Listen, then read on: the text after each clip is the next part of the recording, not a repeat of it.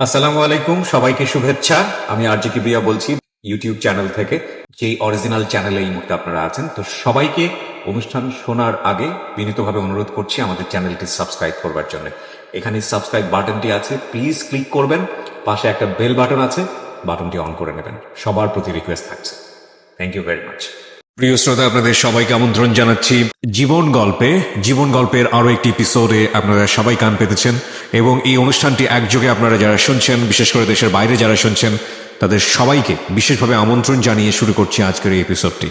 তো অনুষ্ঠানের শুরুতেই আমি বিশেষভাবে আজকে আপনাদেরকে অনুরোধ করব যে এই অনুষ্ঠানের পুরোটা সময় জুড়ে আপনারা আমাদের সঙ্গে থাকবেন।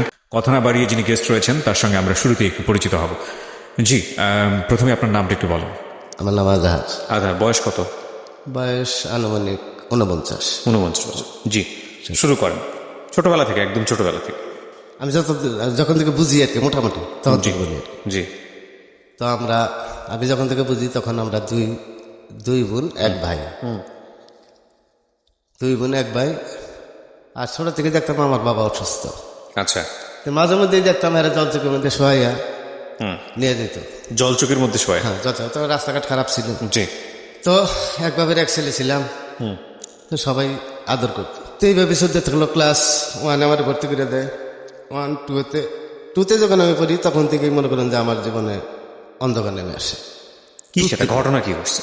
তো প্রতিবারই আব্বা অসুস্থ, তা গ্রামের মানুষ আসে আব্বারে বোঝায় যে তোমার অপারেশন হওয়ার সামর্থ্য আছে, তুমি অপারেশন হও না কেন। তা আব্বা ছিল অনেক ভীতু। তো যতবারই লোকজন বোঝাইতো, একবার যে আব্বা রাজি হয় যে আমি যে ঠিক আছে অপারেশন হবো। যেহেতু আমি বাবা ছোট- কি করতো আপনার বাবা ব্যবসা, কাপড়ের ব্যবসা করে। ওই সময়টাতে? হ্যাঁ। প্রথমে আবার বাপ চাচা করে এটা বলিনি। বড় চাচা সরকারি চাকরি করতো, মেজো চাচা ব্যবসা করতো, আর আমার বাবা ব্যবসা করতো। তো অপারেশন যখন প্রথম অপারেশন বা সিদ্ধান্ত নিল, সব মানুষে বুঝে আর কি রাজি করতে পারে যে অপারেশন হতে যান আপনি, যেহেতু সামর্থ্য আছে। কিন্তু আব্বা ভীতু ছিল, মরে দেবো, আমি অপারেশন হবো না। অপারেশনে তখন অপারেশন ছিল রিক্স, তখনকার জামানা অপারেশন আধুনিক ছিল না, ভয় পাইত। যে এক পর্যায়ে রাজি করে। তা মা জমি দাবি করে যে আমার জমি লিখে না দিলে আমি অপারেশনতে যাইতে দেবো না। আপনার মা? মা তখন আমার বাবা 15% জমি মার নামে লেখে দেয়, পরে অপারেশন হওয়ার জন্য যায়। তো পরের দিন আমার নিয়ে যায়। তা আমার দেখে আব্বা অনেক কান্দাকাটি করে যে মরে যে জায়গায় তুমি তো অনেক ছোট। ডাক্তার বলে 8 দিন পরে অপারেশন করে লোক, 1 সপ্তাহ পরে। তা আব্বা গেছে, একদিন রয়েছে। দ্বিতীয় দিনই একটা রোগী অপারেশন হয়েছে, আব্বার পাশের সিটে শোয়াইছে তার। তো এইটা দেখে আব্বা অস্থির হয়ে গেছে, না আমি আর অপারেশন হবো না। এই যে দেখে ভয় পেল, না আমি অপারেশন না, মরে যাবো। তারপরের দিনে আবার গেছি, চাচা নিয়ে গেছে। এখন কইতেছে আমি 5 তালা থেকে হয় লাভ দিয়ে মরমু, না আমার থেকে নিয়ে যাও, আমি অপারেশন হবো না। এক পর্যায়ে বাধ্য হয়েছে তারা ফেরত আনতে। আচ্ছা আইল না, করলোই না সে না অপারেশন করলো না, করবে না সে। এই যে ভয় পেল। কিন্তু জমি কিন্তু একবার লেখে নেওয়া শেষ। আচ্ছা আচ্ছা, ওকে। তারপরে কিছুদিন এভাবে চলতো। আমি ক্লাস 3তে উঠলাম। তা আমার পড়াশোনায় আমি ইংরেজিটা আমার মাথায় কোনো কাজই করতো না। আমি সবটাই ভালো করতাম, কিন্তু ইংরেজি আমি বুঝতাম না। এটা নিয়ে খুব টেনশনে আছি যে সবাই পারে, আমি কেন পারি না। সবটাই ভালো করি কিন্তু এটা পারি না। এটা আমার কোনো মাথায় কোনো কাজই করে না। আমি একদিন দুপুরবেলা ক্লাস শেষ করে, প্রচন্ড রোদ, যেহেতু আমার বয়স ছোট, আর আমার সময় তো জানেনি 8 বছর 9 বছরের আগে কেউ স্কুলে যায় না ওই বয়সটা, ওই সময়টাতে। এত 5 বছর ছেলে স্কুলে পড়ায়।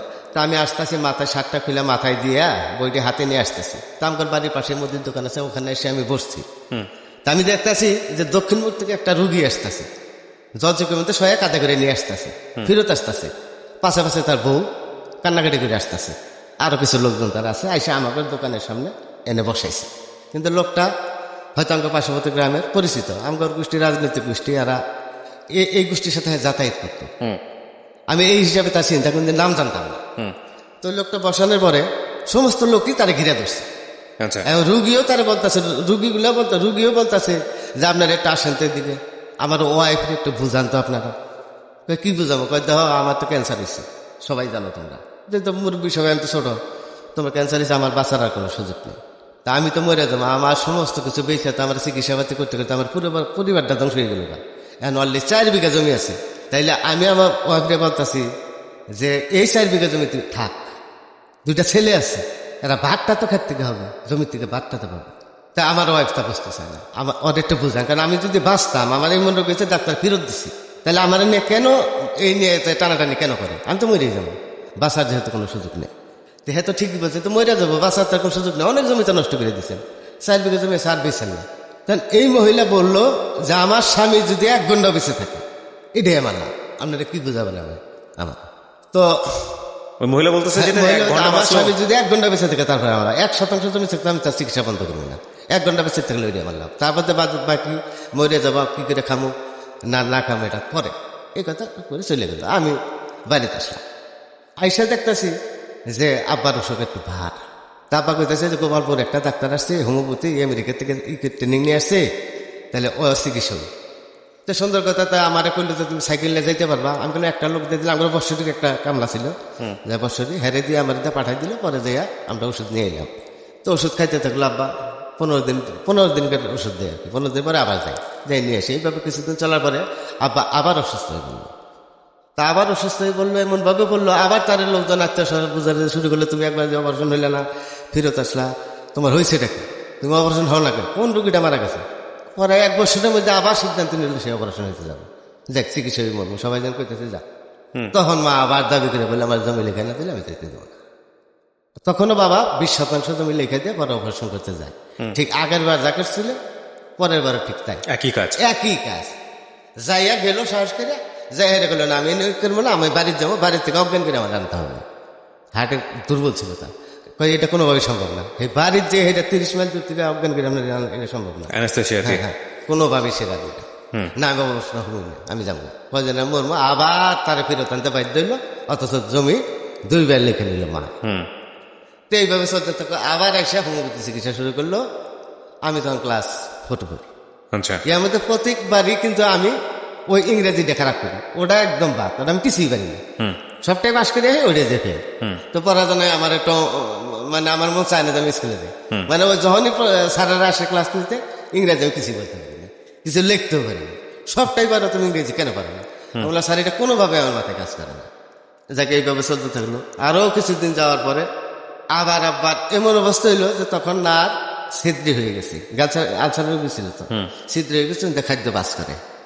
এখন আর কি করবে, এখন আরো পাই না। তখন চেয়ারম্যান আসলো, আমার চাচাতো ভাই সাবেক এমপি উনি আসলো। এরা এসে তারা বুঝাইলো যে এখন তো আর তোমার সুযোগ নেই, এখন তো অপারেশন হইতেই হবে, নয়তো এমনি মারা যাবা গরমের মধ্যে বেশি। তো 2 বার তুমি ফিরে চাইলা, এবার কি করবা? তখন খাদ্য একটু একটু করে লিক করা শুরু করছে তার। রাজিউল্লাহ যে অপারেশন সে করবে, ঠিক আছে, মরলে চিকিৎসা মরবো, যাক ইতার গা ফিরবো না, যা হয়েছে হয়েছে, আমি ইতারকে অপারেশন করবো। তো মা রেখে লইতে টাকা পয়সার ব্যবস্থা করা। তো মা তার বাবার বাড়ি থেকে কিছু সম্পদ পেয়েছে, কিছু অর্থ আনলো। আনার পরে সে পাশাপাশি আরেকটা আয়োজন করলো যে জমি লেখানোর একটা পরিকল্পনা। তখন এই রয়েছে মা, উকিল মা, সে পরামর্শ দিচ্ছে যে তুমি তো 2 বার জমি লিখে নিছো, কিন্তু অপারেশন হয় না, এবার কেমনে বলবা? তাহলে এই কাজ করো, তুমি তোমার বোন শক্তি আনো, অপারেশন হওয়ার আগে একটা মিলাদ দাও, গরমতে সবাই পয়সা, এটা ব্যবসা আছে, তখন তুমি এটা তোলবা কথাটা, জমিটা লেখা নেওয়ার ব্যাপারে।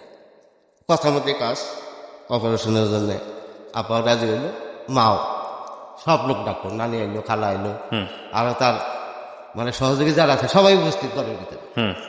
তখন আব্বারে আবার বোঝানো শুরু করলো যে আমার জমি যদি লিখে না দেন, আমি কিন্তু অপারেশন বাজাই দিব না, কারণ যুগকাল ভালো না, দিন ভালো না, ছেলেরা বাদ দিবে না, এই সম্পদ আপনি যে মরে যান এই সন্তানে বাদ দিবেন, জমি লিখে দেন। তখন আমি কইলাম যে মা, বাবার নামে থাকলে কি আর মার নামে থাকলে কি তফাৎটা কি গো? বাবার নামে থাকলে কেরা পায় আর মার নামে থাকলে কেরা পায় সম্পত্তিটা? সন্তানই পাবো, কোন সন্তান পাবো?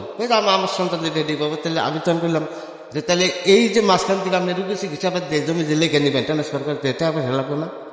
এতে টাকা পয়সা দরকার আছে, তাহলে ইয়ার নাম থেকে হ্যার নাম থেকে নেওয়ার দরকার কি? পয়সা নষ্ট করার দরকার কি? এমনি তো আপনার চিকিৎসা করতে করতে আমরা 3 বাচ্চা ছাড়া 3 ভাই সবচেয়ে আমরা নিই, হ্যাঁ আরো সত। এই কথা আমি বলার পরে হ্যাঁ আমার প্রতি একটা ক্ষিপ্ত হইল, এই তুই কি বুঝবি, যা বাইরে। আমি বাইরে চলে গেছি। তারপরে বুঝে আপনি যদি জমি না দেন আখেরে দাবি থাকবে না, মারা যায়, জমি অবশ্যই আমার লেগে দেন নেবো, নইলে আমি কিন্তু অপারেশন করে দিয়ে দেবো না। এটা হচ্ছে আপনার মা মা বলতেছে। তখন আমি আবার গেছি ঘরে, যে ওই যে একটা রুগী আমি রাস্তায় দিয়ে গেছিলাম, যে বললো যে আমার স্বামী যে 1 ঘন্টা এইটাই আমার লাভ। এই জিনিসটা আমার মাথায় তখন কাজ করছে। এই জিনিসটা আমি মাথায় খেলে কাজ করি, কেরি হ্যাঁ কেমন নারী, হ্যাঁ তো সর্বোচ্চ বিক্রি করে দিতেছে, স্বামীর নিষেধ মানতেছে না, সর্বশান্ত হয়ে দিতেছে। আর ই কেমন ভাববে, অসুস্থ হয়ে পড়লে জমি চায়, একই অপারেশনের জন্য 2 বার জমি সে লিখে নিছে, অপারেশন হয় নাই, এই তৃতীয়বার যাবে, এখনো তারা জমি লিখে দেন। আমার তখন মাথায় অন্যরা কাজ করছে, আমি করার ভিতরে আবার গেছি। বলছে আপনি কি এটা ব্যবসা শুরু করছেন? এক অপারেশনের জন্য আপনি কয়বার জমি লিখে দিতে চান? আমার বাপ এই জমির চিন্তাই করবো না তার বাসন আমার ভাই চিন্তা করবো? আপনি কি করবো? তখন সে পান খাচ্ছিল, ঘর ভর্তি মানুষ, নানি রয়েছে, খালারে রয়েছে, তার উকিল মা রয়েছে, সব মানুষ উপস্থিত, অনেক মানুষ। তো এই কথা আমি বলার পরে তখন ক্ষিপ্ত এসে লাভ দিয়েছে, কই দেখেন আপনারা এই মাথার বীজরা জানে এই ছেলে কি বাদ দিব? দেখেন কি করে? এই ছেলে বাদ দিতে পারে? কোনোদিন সে দিবে না। তখন এর মধ্যে আমার চাচা যায়, আমার চাচা মাদিরা চাচা যায়, মাসিরা ঘরে থাকে, খুব খারাপ করতে বলছে, তুমি কি ফাইজলামি শুরু করছো? একদম বাজে মহিলা তুমি আমার ভাইয়ের চিন্তা না করে তুমি প্রতিবার জমির চিন্তা করো, কি কারণটা তোমার? অসভ্য নারী। এই কথা কোয়ার পরে চাচা আমার চলে যায়। তখন সে আস্তে আস্তে আবার দাঁড়ায় আমার মুখের দিকে বেঁচে থেকে মানে আমার খেয়ে ফেলে। তখন সে আমারে বলে যে আজকের থেকে এই মন থেকে তুই বাইরে গেলে, আমি বললাম আর সারা জীবনে এই মনে আর ঢুকতে পারবি না। এটা আপনার মা এটা মা বলছে। বললো। আর আমি তারে বললাম যে আমি একদিনও চেষ্টা করবো না আপনার অন্তরে ঢোকার জন্য, একদিনও চেষ্টা করবো না। জমি লেখে নিতে পারলো না, বা দু একদিনের মধ্যে অপারেশন হইতে গেলে অপারেশন হইল, আসলো, কিন্তু আব্বার অপারেশন সাকসেসফুল হইল না, একটু ত্রুটি রয়ে গেল। আবার তার ডাক্তাররা আবার তারা আমন্ত্রণ জানালে যে আবার অপারেশনটা করবে, একটু ত্রুটি রয়ে গেছে একটি জায়গা। এই ত্রুটির কারণে যদি অপারেশন না হয় তাইলে সারা জীবন যাও ভাত খাইতে হবে, যাও ভাত খাইতে হবে, সিংহচের তরকারি খেতে হবে, আর ছাগলের দুধ এ খেতে হবে, আর এমনি ভাত মরিচ এলে হারাম তার জন্য। আর অপারেশন যদি হয় আবার তাইলে হয়তো সব কিছু খাইতে হবে, আবার অপারেশন হইল না, ওইভাবে চলতে থাকবে। তো এখন মা তো আমার প্রতি ক্ষিপ্ত হয়েছে, সে মা আব্বারে পরামর্শ দেওয়া শুরু করলো। আস্তে আস্তে যে বৎসরিক লোক আছে বিদায় করো, ইনকাম নাই, তোমার ইনকাম নাই, তোমার চিকিৎসা খরচ আর বৎসরিক কামলার খরচ এগুলো দেওয়ার দরকার নেই, ওর লেখাপড়া বন্ধ করে আর কাজে লাগে। তো আস্তে আস্তে আস্তে আস্তে আস্তে আস্তে কিছুদিনের মধ্যে আল্লাহ রহম কাজের ছেলে হয়ে গেল।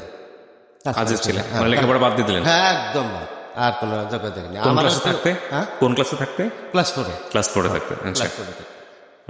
তা আমি বাদ দিয়ে দিলাম, বাদ দিতে বাধ্য করলে আমার একটু দুর্বলতা ছিল, আমি ইংরেজি পারি না, আমার ইচ্ছা নেই। তারপর বলে তুই আবার বাদ দিয়ে কাজ করি, যে কামলা লেবি দেখে দে, বছরের কামলা লাগবে না, তুই দেখাশোনা কর, গরু আছে জমি আছে এলে দেখবি, প্রতি ক্ষেতের জন্য একটা করে লোক দিব, তাহলে গাঁটতে একটা দিব, কাটতে একটা দিব, মানে আগাছা পরিষ্কার করার জন্য একটা দিব, আর এলা তো দেওয়া নেবে। আমি ঠিক আছে দেখুন, এইভাবে আস্তে আস্তে আস্তে আস্তে আস্তে আস্তে মা কিন্তু কথা বলা বন্ধ করে দিল।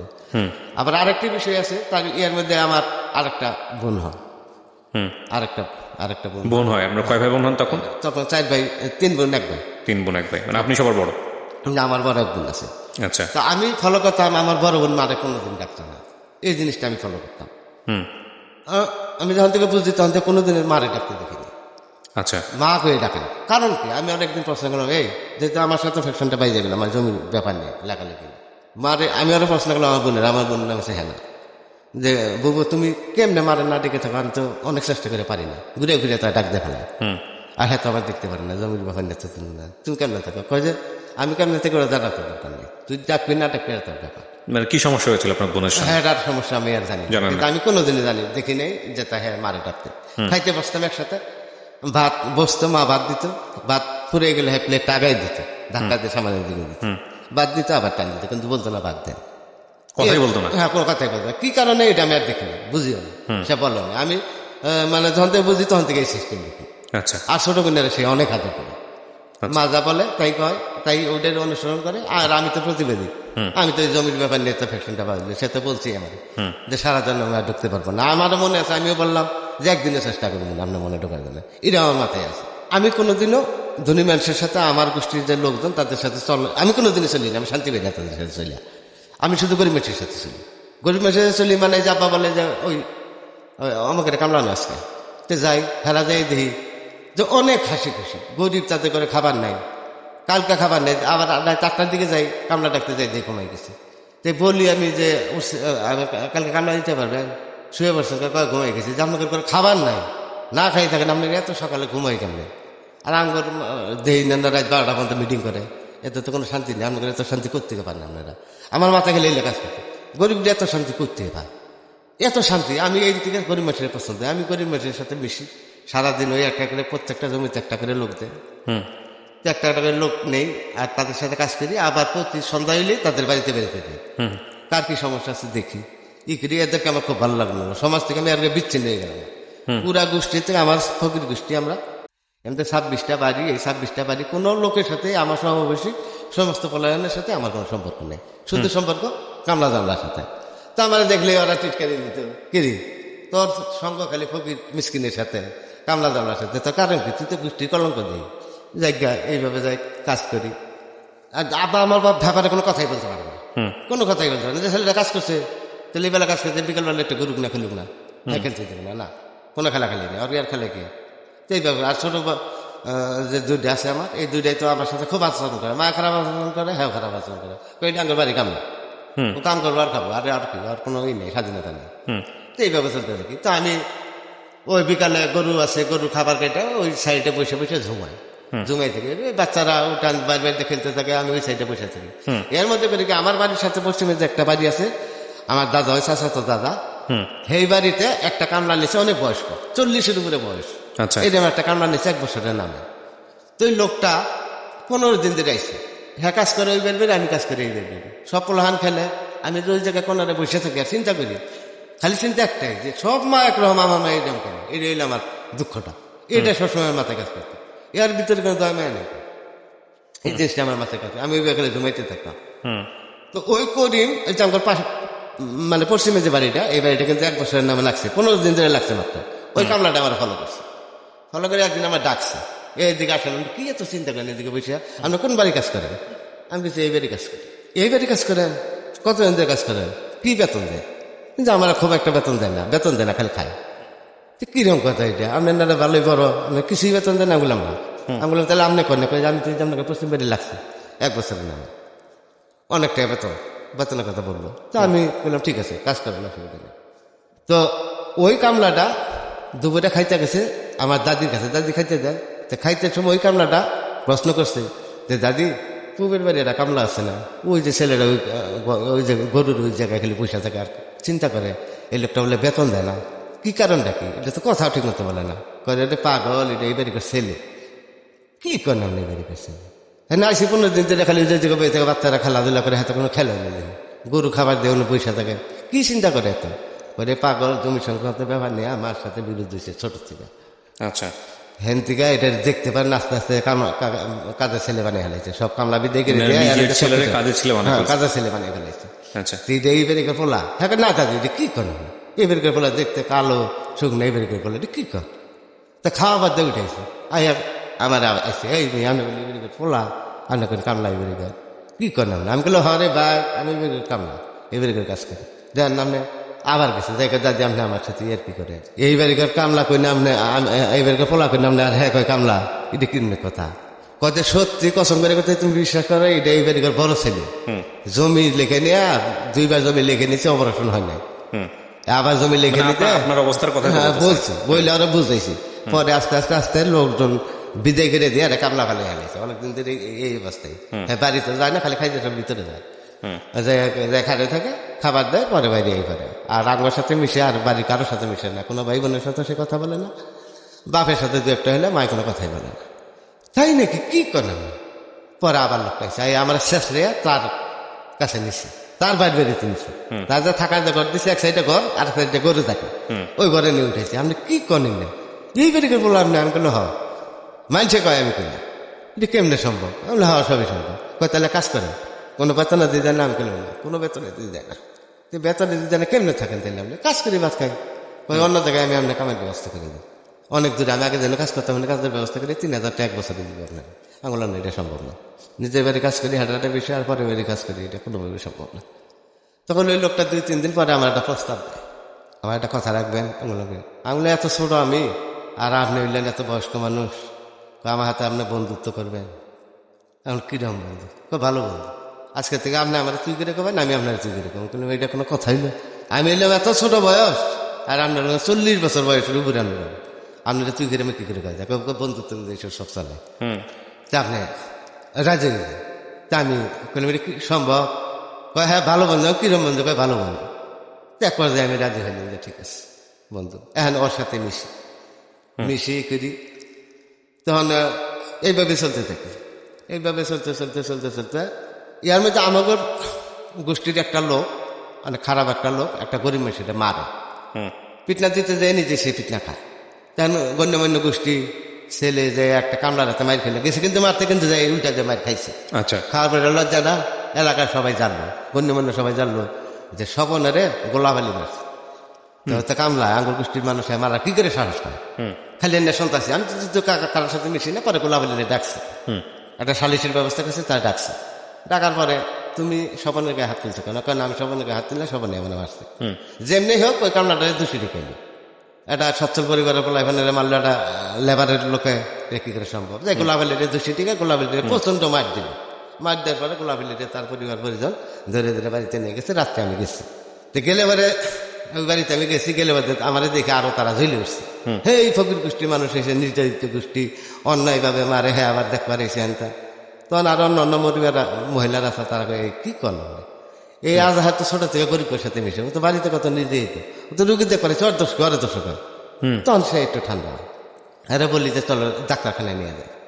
আমার ভাবি আছে একটা ফুবাতে ভাই বউ, হ্যাঁ নাচগর প্রধান মধুপুরে, চলো ওই দিকে নিয়ে যায়। পরে হ্যাঁ আমি নিয়ে আসি, নিয়ে ভাবির পায়ে ধরি আমি ওই দিন প্রথম ফুবাতে ভাই ভাবি আমি একটা অনুরোধ করবো, আজকে আপনার আমার কোন অনুরোধটা রাখবে? তুই তো ফালাই না করি না, তুই তো আমার আপন দিবি, তোর তো অবস্থা এমনি বাড়িতে বলে খুব খারাপ। আমি বললাম আমার জন্য না, এই যে আমার যে সমস্ত রুগী আমি পাঠাবো, এনারে 1 টাকার ওষুধ দেন না, তুমি খালি 3-4 বার করে এদেরকে যাই খালি দেখবা, এতে এরা সন্তুষ্ট হবে, খুশি হবে। আমি যে সমস্ত রুগী পাঠাবো, এই সমস্ত রুগীটা 3 বারের জায়গায় তুমি 5 বার দেখবা। আচ্ছা কয় ঠিক আছে, তোর কথা আমি রাখলাম। তারপর ওই গোলাপালি ভর্তি করে হারাচ্ছি ই করে, তার পরিবার অনেক খুশি।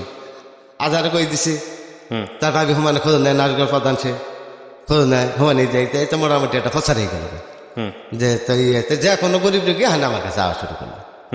তা আমার বাড়িতে খুঁজতে হ্যাঁ ইয়া হ্যাঁ হ্যাঁ হ্যাঁ অসুখ হইলে অবকে তো বাচ্চাকে ওরই তো জায়গা নেই, ওই তো ওরই তো এই বাড়িতে জায়গা নেই, ও কাম করে ভাত খাও, তাকে কি উপকার করেনি, এইভাবে অপমান অপদস্থ করে তাকে। তারপরও আমি যাই বিভিন্ন গরিবের সহায়তা করে, গরিবের সাথে মিশতে আমার এত ভালো লাগে যে পুরা গোষ্ঠীর সাথে আমি তো কোনো লোকের সাথে কোনো আমার কোনো কথাবার্তা নেই, যোগাযোগ নেই, এইভাবে আমি চলতে থাকি। তো হঠাৎ করে আমগর গোষ্ঠীর একটা পরিবার হত দরিদ্র, একটা পরিবার গরিব হয়ে যায়। আমগর দুঃসম্পর্কের চাচাতো ভাই, জি তার বাবার অনেক সম্পত্তি ছিল, কিন্তু সে ছিল একটা বিলাসী টাইপের লোক। সে তখনকার বাজারে লুঙ্গি ইস্তারি দিয়ে পড়তো, চোখে সুরমা মারতো, জমি বিক্রি করতো আর ক্লাবে করতো। আর এইভাবে করতে করতে শেষ হয়ে গেছে পুরা পরিবার। আচ্ছা তার 2টা ছেলে, তো 2টা ছেলে, একটা নাম মিন্টু আর একটা নাম ফটো। তো সিরিয়ালে বাড়ি সবাই সচ্ছল, তো একটা বাড়ি গরিব, এর মধ্যে কি করলো রিক্সা চালা শুরু করলো ওই 2টা ছেলে। তার বাপ মারা গেল সর্বশান্ত হয়ে, মাত্র 2% বাড়ি ভিটে বেড়ে যাতে ছিল। তো এখন পরিবার আমাদের পুরা গোষ্ঠীর মানুষের এই লাইন থেকে করে বাইক আনবে, এই লাইনের বাড়ির ভিতরে এই গেটের মধ্যে রিক্সা রাখে, সকালে মানুষ হয় রিক্সার জন্য আমার মানুষ পেট্রোল আমরা। তখন আমার ভাই রানিং এমপি, সমস্ত লোক আবার উপজেলা চেয়ারম্যান। তো সব মানুষের 10 গ্রামের মানুষ বিচার আসার জন্য আমার গোষ্ঠীর মধ্যে হ্যাঁ আমার লাইনের মধ্যে দেখে রিক্সা রেখে দেয় না, ওরা যেমন এই লাইন থেকে বাইক লাইন থেকে পরে ওরা কেন কোনো পরামর্শ দিচ্ছে যে তোর তো বাপে তো সব বেশি হালাইছে, রিক্সা রাখে শোনো, সকালে মাঝে রিক্সা নিয়ে হ্যাঁ ই কর, তো বাড়ি পিছিয়ে তোর 2% আছে, বাড়ির পিছিয়ে 8% জায়গা তারা দিল, উনি যে বাড়ি করবে এদিকে লাইন থেকে বাইরে যেমনি হোক এক পর্যায়ে ওটা বাইক কিনে দিচ্ছে। মানে লাইনটা পুরো পরিপূর্ণ করলো, ফকিরনি রাখলো না, এই লাইনে ফকিরনি রাখবে না, বাইক কিনে দিল। আচ্ছা যাই হোক, তা আমি তো গরিবের হাতে মিশতে হঠাৎ একদিন তো ওই মিন্টু আবার বিয়ে করছে, যারা বাইকে যারা 2 ভাই, একজন বিবাহিত তার বউ বাচ্চা আছে, তারা বাইকে দিচ্ছে, আর পিছিয়ে থেকে রিক্সা চালায় অন্য সোনার ঘর তুলে রয়েছে। তা আমি একদিন আমার বাড়ির পিছিয়ে গেছি, গরু অনেক ঘাসের জন্য দিছি আর কি, দুপুরে খাবার দান লাগবে, বিকালে আমি গরুর জন্য গেছি। তখন ওই এই মহিলার নাম হচ্ছে কৈতুরি, যা আমার ভাই বউ যেটা দুঃসমকের ভাই বউ যেটা এই মিন্টুর বউ, যার লাইন থেকে যা করে বাইকে দিল আর কি, এই মহিলাটা আর পিছিয়ে কঞ্চি কুড়াইতেছে জ্বালানির জন্য।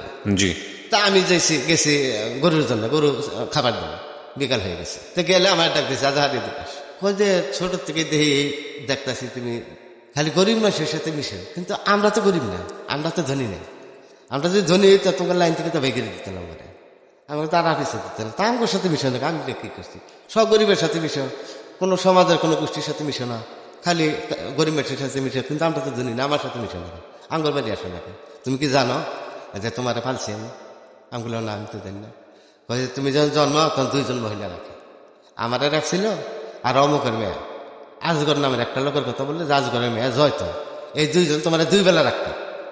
তখন শুই না, আমি তার মুখের দিকে তাকাই দিচ্ছি, কি কর। তখন আইসা আমি গরুর আনাবাদ দিয়ে আমি বাড়িতে আসছি, আইসা মারে কথা তেমনি বলি না, তারপরে দেখি মা উঠান করতেছে, দাঁড়াইছে, মা একটু দাঁড়ানছে। আমি যখন ছোট ছিলাম, আমি জন্ম নেওয়ার পরে আমরা কারে রাখছিলাম, কৈতুরি রাখছিলাম আর জয়তলে রাখছিলাম। তো কথা ঠিক পড়ে গেল, তো আবার আমি গেছি যে কঞ্চি করে দিয়েছি, আমি বললাম ভাবি কত তো হাসায়, তাহলে জয়তনটা কেন, আমি তো জয়তনের দেখিনি, তো জয়তনের আমি দেখি কই আজগরের মেয়ে ওর বাচ্চা যা। পরে আমি তখনই গরুটা আইনা গরু খাবার দিয়ে হেরা হে আজগরে দেখতে গেছি, যাওয়ার পরে আজগরে বলতেছে আপনি বড় মেয়ের নাম কি, কই জয়তন, এটা বিয়ে দিচ্ছেন কোনো, কই যে আমরা পশ্চিমের গ্রামে, কই যে আজকে যাই তারা নিয়ে যাবেন, আমি তার দেখি একটু, কই কে কি হয়েছে বাবা, আমি বলি কিছু হয়নি। তখন এনে 10টা বাড়ি আছে, 10টা বাড়ির সাথে সবার সাথে আমার সুসম্পর্ক, কারণ আমি দেখি এমন লোকের আমি কামলা নেই, আবার যে কালকে কামলা লাগবে কামলা নেই, আমি যাই দেখি কার করে খাবার নেই, যার করে খাবার নেই ঠিক তারই নেই, যার বেশি অভাব তার করে দিন, আবার কালকে আবার তারা নিতাম না, আরেকজন নিতাম যে ওর অভাব বেশি হেরে নিতাম, যার করে খাবার নেই 2 দিন ধরে বাচ্চা কাচ্চা কান্দাকাতি করতেছে তারে খাবার নিতাম। তো আজকের করলে ঠিক আছে, আমগুলো আপনার মেয়ের আমি দেখতেছি, আপনি যেমনি আজকে আমি একটা তথ্য পেয়েছি, আপনার মেয়ে আমি কোন থেকে আনবেন আমি জানি না, এখন নেবেন, ঠিক আছে আমি আজকে বিকেলে নেব। তো আজকের ঠিক আছে আমি বিকেলে যাই নেব, তুমি রাত 8টার সময় এসো। তো আমি রাত 8টার সময় আল্লাহ রহমতে নিয়েছি, মেয়েটা নিয়েছি। তখন আমি যাইয়া যে মহিলাটা খাটো করে আমি তার পায়ে হাত দিয়ে সালাম করি, সালাম করলে হ্যাঁ অনেক খুশি, তুমি কে, আমি অমুকের বললাম, হ্যাঁ হ্যাঁ তোমার তো আমি পারছি, আমি বলে এইটা তো জানলাম আমি আজকে। তো যাই হোক তার সাথে কথা বললাম, তার প্রতি শ্রদ্ধার মানে শেষ নেই, মানে এই 2টা মাল্লুসিতে আমরা পালছি, মায়ের যদি আমরা পালছে তাহলে তো আমার প্রতি তার দয়া থাকতো, মায়া থাকতো না, এত সয় সম্পত্তি, আর আমি যে অবস্থায় থাকি আমার 10টা টাকা দেয় না খরচের জন্য, তাহলে এত কষ্ট করে আমি চলি, কোনো দিকে একটা সুবিধা দেয় না, এই জন্যই তো আমার প্রতি মায়া নেই, এটা আমার মনে সবসময় কাজ করে, নাহলে সবার মা এইরকম আমার মা এইরকম কেন, আমার প্রতি দয়া মায়া নাই কেন, কি কারণে। যাই হোক এখান থেকে আমি আসলাম, আসার পরে বাড়িতে আসলাম, এখন প্রতিদিনই আমার খোঁজার জন্য মানুষ আসে, এবারের থেকে আসে এই সমস্যা, ওবারের থেকে আসে এই সমস্যা। তো ওই আব্বা বকাবাদ্য করে, এই যা ওর জায়গা নাই, ওর এই জায়গা নাই, তখন কি উপকার করে রে, ও কাম করলে খাবার দেন না, ওর আবার কি তোরা করে কি উপকার করে, একে আবার কেউ কেউ বড় মানুষ আসে তাকে আবার কেউ কেউ বাচ্চা পাঠাই দেয়। আমি প্রত্যেক বাড়িতে সন্ধ্যা পরে 2বার 3বার করে যাই, এই 8-10টা বাড়ি প্রতিদিনই করে যাই, হয়তো 14 আনুমানিক 14-15 বছর বয়স হয়েছে আমার তখন। তো তখন আমাদের যে গোষ্ঠীর মধ্যে যে প্রত্যেকটা পরিবারের যে 2টা 1টা করে বৎসরিক কামলা আছে, এরা রাত্রে একটা প্রোগ্রাম করলো যে ধনবাড়িতে যাবে সারা সিনেমা দেখতে, তুই যাবি, আমগুলাম আমি যাবো, গেলাম যাই দেখলাম লাইলি মজনু ছবি, এই ছবি দেখা করলাম আরেক বিপদে, ছবি দেখছি প্রেম জড়িত ছবি, তখন ছবি দেখা রাত 1:30টার সময় দিছে, কোনো গাড়ি ঘোড়া নেই, মানুষ অনেকগুলা, আস্তে আস্তে আস্তে আস্তে হাঁটা শুরু করলাম, হাইটা যেমন চল মধ্যপুর 8 মিনিট, তাই সারা রাস্তা হাঁটা, আচ্ছা রাত 1:30টার সময় তো ছবি দেখে বেরিয়েছি, তখন হাঁটা আসি, কতক্ষণ করে আসে, আর পাখার মধ্যে সবাই শুয়ে পড়ে, আমি শুয়ে পড়ি, আবার গাড়ি যদি একটা না আসে এতটা উঠি না, যদি একটা গাড়ি আসে তখন আবার উঠি, এইভাবে আস্তে আস্তে আস্তে আস্তে আস্তে মধুপুরের কাছাকাছি এসেছি, তখন ফজর নামাজে আজান দেয়, আজান দিলে এখন বড় যারা তারা কইতেছি ঘর মসজিদ বাস স্ট্যান্ডে জামে মসজিদ আছে, ওনে যে সারা রাত যাচ্ছি, এখন তো যাই শোয়ার সুযোগ নেই, বেলা উঠে গেল, সকাল থেকে কাম ধরন লাগবো, বাস স্ট্যান্ডে যাই জামে মসজিদে যাই হাত পাও দিয়ে পানি টানি খাইয়া পরে যায়। তো এনে আইসি নামাজ শেষ হয়েছে, নামাজ শেষ হওয়ার পরে মসজিদের এক কোনায় একটা মহিলা নিয়ে কয়েকজন পুরুষ নাড়াচাড়া করতেছে, কথা কাটাকাটি করতেছে, বুঝতেছি না কিছু। তেন আমার সাথে বড় যারা তারা গেছে, আগে গেছে, আমিও গেছি, যাই দেখতে একটা হিন্দু মেয়ে একটা ছেলে বাইকে নিয়েছে, কোন থেকে আনছে তাও কিছুই জানি না, আয়সা ইমাম সাহেবের ধরছে মসজিদে, আমার এই মহিলাটা মুসলমান বানাই দেন এবং বিয়ে করাই দেন, ওইটা নিয়ে অনেকজন মানুষজন মুসল্লি যারা আছে তারা এই মহিলাটা মুসলমান বানাইছে, মানে হ্যাঁ জিজ্ঞেস তুমি স্বেচ্ছায় মুসলমান হবো কিনা, হ্যাঁ আমি স্বেচ্ছায় মুসলমান হবো, তো মুসলমানের হাতে আইছো, মুসলমান ছাড়া তুমি সংসার করতে পারবে না, তো আমি দৃশ্যগুলো দেখতেছি, তো যাকে এক পর্যায়ে তাদের বিয়ে হইলো, বিয়ে হওয়ার পরে আমি ইমাম সাহেবের জিজ্ঞাসা করলাম, তো ইমাম সাহেব আবার আমার গোষ্ঠীর মধ্যে যাইতো, ওই মাত্র এটা যদি করে কাছে যাইতো নেতা খাতা, তো সেই হিসাবে আমরা চিনতো, কার বলা এটা জানতো না, কিন্তু ফকির ভাই থাকো না, আমরা ফকির ভাই থেকে, কারণ হুজুর এই যে বিয়ে করাইলেন হিন্দুর মেয়ে, তাহলে এইটা কেমনে কি, এটা কেমনে, এটা যায় যাবো যায় কি তুমি, এইরকম একটা মেয়ে জীবন কাটায়, আল্লাহ তাই এই ছেলে তার সমস্ত জীবনে গুণা মাফ করে দিতে পারে যদি এরা সুন্দরভাবে রাখে। তুমি জানো যে একটা গরিব মেশে মেয়ে যদি সচ্ছল পরিবার ছেলে বিয়ে করে যদি সুন্দরভাবে রাখে, তার জন্য চেষ্টা করে, তো সারা জীবন আল্লাহ এই জন্য সারা জন্য গুণা মাফ করে আল্লাহ তারা বেতন করবে, এটা সব আল্লাহ নিজে দেবো তারা, মানে এত সব তো ওখান থেকে আসলাম, এতে লাইলি মজনু ছবি দেখলাম। এই ছবি দেখে এখন আমি জেনু বই থেকে হেনে আমি চোখ কান্দি, জেনু বই থেকে হেনে আমার চোখ দেবে বেড়ে যে প্রেম এত কঠিন। জীবনে প্রথম দেখলেন ছবি? হ্যাঁ, প্রথম দেখলাম এই প্রেম কি এত কঠিন কি, এটা কেমনে প্রেম কি, এইটা আমার মাথায় সবসময় এইটা নতুন চিন্তা আমার মাথায় ঢুকলো, প্রেম কি জিনিসটা। তো এটা নিয়ে আমি ভাবি, যখন বই থেকে কাজ করি তখনও ভাবি খালি সবসময় চোখ দিয়ে পানি পারে, খালি খালি ওই প্রেমের দৃশ্যগুলোই মনে হয় যে কি এটা কিরকম একটা মায়া এটার ভিতরে, খালি এটা কেমনে কি। আমি আর ওরে দিকে গণ্যমান্য যারা তাগরে দিকে যে প্রেমের কি বিষয়, প্রেমের বই কার কাছে আছে, যেহেতু বাংলা পড়তে পারি, আপনার কাছে আছে, আছে জুলেখার বই আছে, জুলেখার বই আছে আমার কাছে, এমনি করে করে আমি সংগ্রহ করি বাংলা পড়তে পারি। তো ওইলা পড়ি, প্রেমের প্রতি আমার আকর্ষণ তখন থেকে বাড়তে শুরু করলো। হ্যাঁ হ্যাঁ, তাহলে এটা কি মনে একটা জিনিস, তো এইটার সম্বন্ধে আমি খালি জানি, আর ওই ছোটখাটো বইটই করি, আর জিগাই আর ওর কাছে যে কার কাছে এই সম্বন্ধে বই আছে, তেল্লা খুঁজি, বই আনি সংগ্রহ করি, এলে পড়ি, পড়তে পড়তে পড়তে পড়তে জায়গায় হয়ে গেল। পরে এক পর্যায়ে সামনে ছোট হইতে আসলো, তা আমি আগের দিনে গরুর সমস্ত কাম কাজ রেডি করে, মানে কালকে সকালে ধনবাড়ি যেমন আমার সাথে জমিদার লক্ষ লক্ষ মানুষ ওই জায়গায় যা, তো আমি গেলাম না, আমি আগের দিনে সমস্ত কাম রেডি করলাম, রেডি করে পরের দিন সকালে গাও গোসল দিয়ে যে আমি দাঁড়াইলাম, আব্বা শুয়ে রয়েছে তার রুমের সামনে দিয়ে দাঁড়ালাম, যাবো আমার 5টা টাকা দেন, ধনবাড়ি নাও সত্যি দেন, ছোট সব লোক দেখতেছে। তার মা ইশারা দিয়ে দেখাই দিয়ে 3 টাকা দেওয়া, আঙ্গুল দিয়ে দেখাই দিলে 3 টাকা দেন।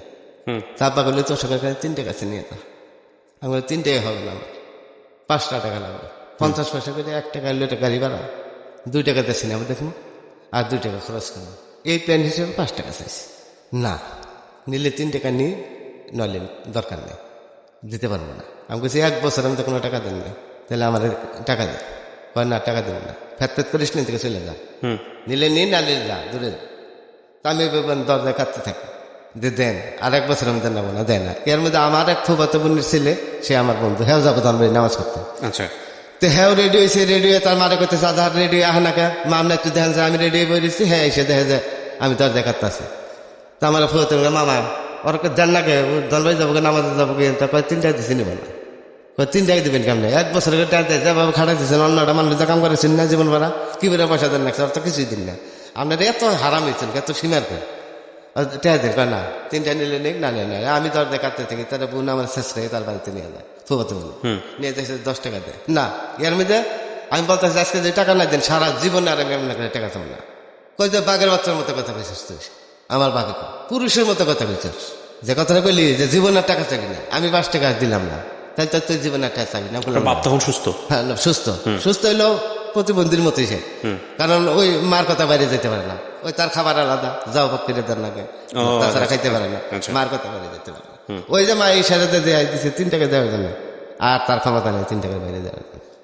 তা আমি বলছি আর জীবনে আপনাকে টাকা চাবি না, আব্বা কয়েকটা বাঘের বাচ্চার মতো কথা বলছি, জীবনে যেন টাকা চাবি না, তার সুন্দর কথা, এটা পালন করতে পারবি? তা বলে হ্যাঁ পারবো।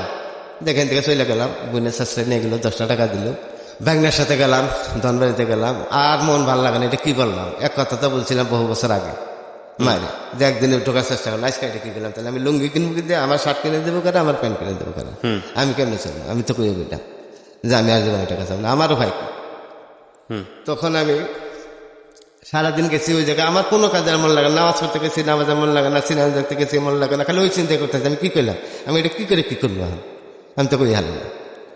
তা রাত্রে আইসি আইয়া ওই ফুফাতের ভাই বোনের বাড়িতে গেছি, হেনে রাইতে খাই আইসি, ওই যে করিম যে বাড়ির কাছে যে ছিল কামলা বাড়ির যে আমার পশ্চিমের যে কামলাটা করিম, যে অনেক বয়স্ক বন্ধু বানাবার চাইছিল আমার, তো লোকের কইলাম তো করিম আজকে থেকে তো আব্বারে কইছি, মায়ের কইছিলাম এক কথা, আজকে তো বহু বছর পরে আব্বারে কইলাম এক কথা, জীবন টেনশন না, তাহলে এখন আমি লুঙ্গি কিনবো কি দাঁড়িয়ে কিনবো, কিন্তু তুই আমি কি বাকি কি করবো, তুই কোনো চিন্তা করিস না, তুই কালকে রাইতে আমরা আমার এই কুষ্টিতে যত কামলা আছে তখন সব ডাক মানো, রাইতে রাইতে থাকবো।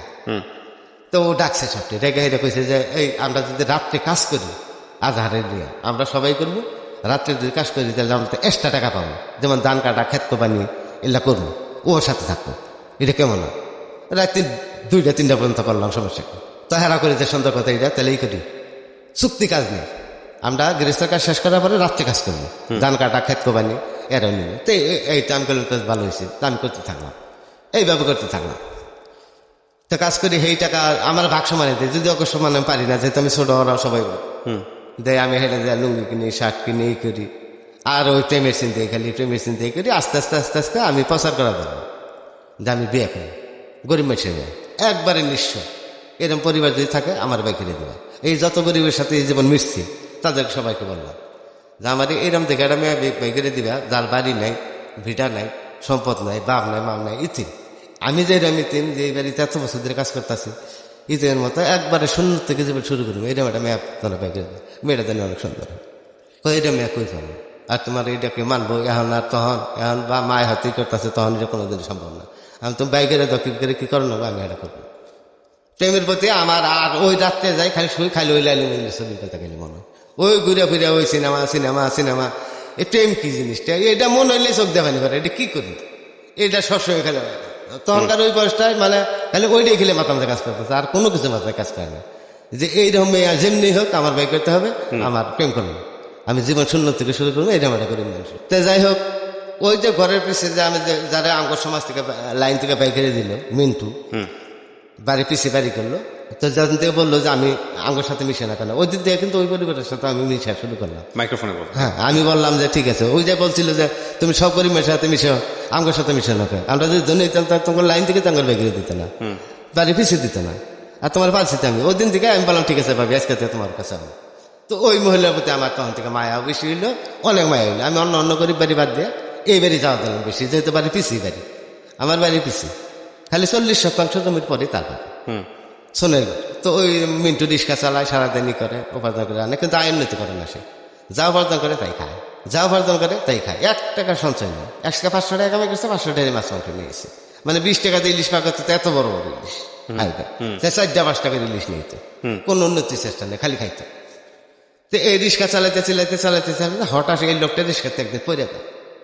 কিন্তু সে ছিল অত্যন্ত শক্তিশালী একটা পুরুষ, যেমন ফসরা তেমন শক্তিশালী ছিল।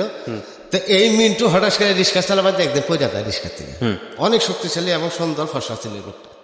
তো পড়ে যাওয়ার পরে তার থেকে হাসপাতালে ভর্তি করে, হাসপাতালে ভর্তি করার পরে তার খবর নেই যে তার লাঞ্চে পানি ধরছে। আচ্ছা, পানি ধরছে। তো ভাবি আমার কইতেছে, যা যা চলো রাত্রে যাই, তোমার ভাই তো বলে হাসপাতালে রিক্সাতে পড়ে গেছে। তো গেছি, আরো 2-1 নিয়ে গেছে, যাই গেছে হাসপাতালের অবস্থা সিরিয়াস, তার লিভারে পানি ধরে গেছে। পানি ধরছে কি কারণে, জীবনে অনেক পরিশ্রম করছে না, পরিশ্রম করলে শক্তির বড়াই দেয়। তো আমরা ছোট থেকে দেখতাম যে মিন্টু থেকে সব মানুষ ডরাইতো, কারণ হ্যাঁ অত্যন্ত শক্তিশালী ছিল, আর সবসময় শক্তি নিয়ে এই করতো। একটা গাড়ি রাস্তায় করছে, এই তোরা 4 জন এই সব একা কান মেরে উঠাইতো, এটা মানে সবসময় গাড়ি জোর দেখাইতো, এরকম পরিশ্রম সে করতো। এলা করে করে তার অবস্থা খারাপ হয়ে গেছে না, কিন্তু এটা প্রকাশ পেলে যে এতদিন পড়ে গেছে। তো এখন চিকিৎসা করবো, এখন গোষ্ঠী কোনো লোকই যাবে, এই সমাজে তার অর্থ নেই, তো কোনো লোকই তার খোঁজ খবর নেই। তাই রাত্রে গেছি, যাই দেখে 1 ডিশ পানি বের করছে তার। আচ্ছা, এন্দা ফুসফুস থেকে। হ্যাঁ, এর মধ্যে সুই দিয়া 1 ডিশ পানি বের করছে, একদম পিওর পানি। হাই হাই যাই দেখি যে এই পানি এটা করতে পেরেছে অডলি বাড়িতে, যে ডার বাঁচবো না উন্নত চিকিৎসা না করলে, যেমনি হোক এটা ই করা লাগবে, চিকিৎসা করা লাগবে। চিকিৎসা করবে কি, চিকিৎসা করার কোনো লোকই নেই, আত্মীয় স্বজন কেউ কোনো খবর না, শরীর কেউ কোনো খোঁজ খবর নেই না। মিন্টু হাসপাতালে রয়েছে, কার খোঁজ খোঁজ যায় না। তখন এইভাবে হাসপাতাল থেকে ফিরে তারলো। দিন দিন আস্তে আস্তে আস্তে আস্তে আস্তে আস্তে এই লোক শুকাইতে শুরু করলো, অনেক মোটা ছিল, শুকাইতে শুরু করলো। পরে আমার একদিন সে ডাক দিল, আমি প্রতিনিয়ত তখন এই বেরতে যাই, প্রতিদিনই যাই, সব বাড়ি বাদ দিয়ে এই বেরতে যাই। আব্বা কিছু খায় না, মা কিছু করে নিলে আব্বা খাই যায়। মিন্টু তাঙ্গ নিজে করি মানুষ, ওই বাড়ি যায়, সব বাড়ি বাদ দিয়ে ওই বাড়ি যায়, তো কাউকে করুন না স্যার, কোনো বাড়ি তার দেখা যায় না, ওই বাড়ি একটু বেশি যায়। এখন মিন্টু তাঙ্গ নিজে করি মানুষ, ওই বাড়ি গেলে কি যাই, এই সময়টা করে দেয়, ওই সময়টা করে দেয়। তো মিন্টু একদিন আমার এটাকে কইতেছে, ভাই এটা কথা দেখ, এত বড় অসুখ হয়েছে আমার, কোনো লোক এই গোষ্ঠীর আমার খোঁজকি দেয় না, খবর নেয় না, খোঁজ খবর নিতেছে না।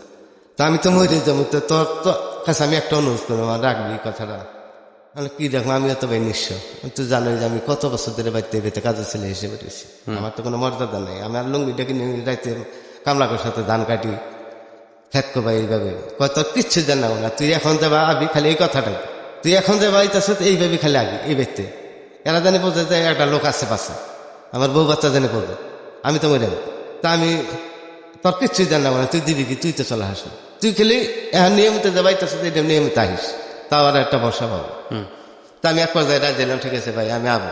ভাবির উঠতে আমার তো ওই দিন থেকে মায়া হয়েছে, আমি তো জানতাম না যে ভাবি আমার পালতো, আমার জন্মের সময় সে আমার একবেলা পালতো, আমি তো জানি না, আমি তো জানছি যখন থেকে তখন থেকে আওয়া শুরু করছি। চলতে থেকে আর ওই খালি আমার মাথায় ওই যে কিরে একটা ঢুকছে খালি প্রেম প্রেম খালি ওইটাই খালি পাবি। হ্যাঁ আমি কই পাবি একটা মেয়ে এরকম পাওয়া যাবে না। যে গরিব একবারে কিচ্ছুই নেই এরকম একটা মেয়ে কোথায় পাবো, এটা পাইকারি দাম নেই, কই কই পাওয়া যাবে এটা আমি তো দেখি না।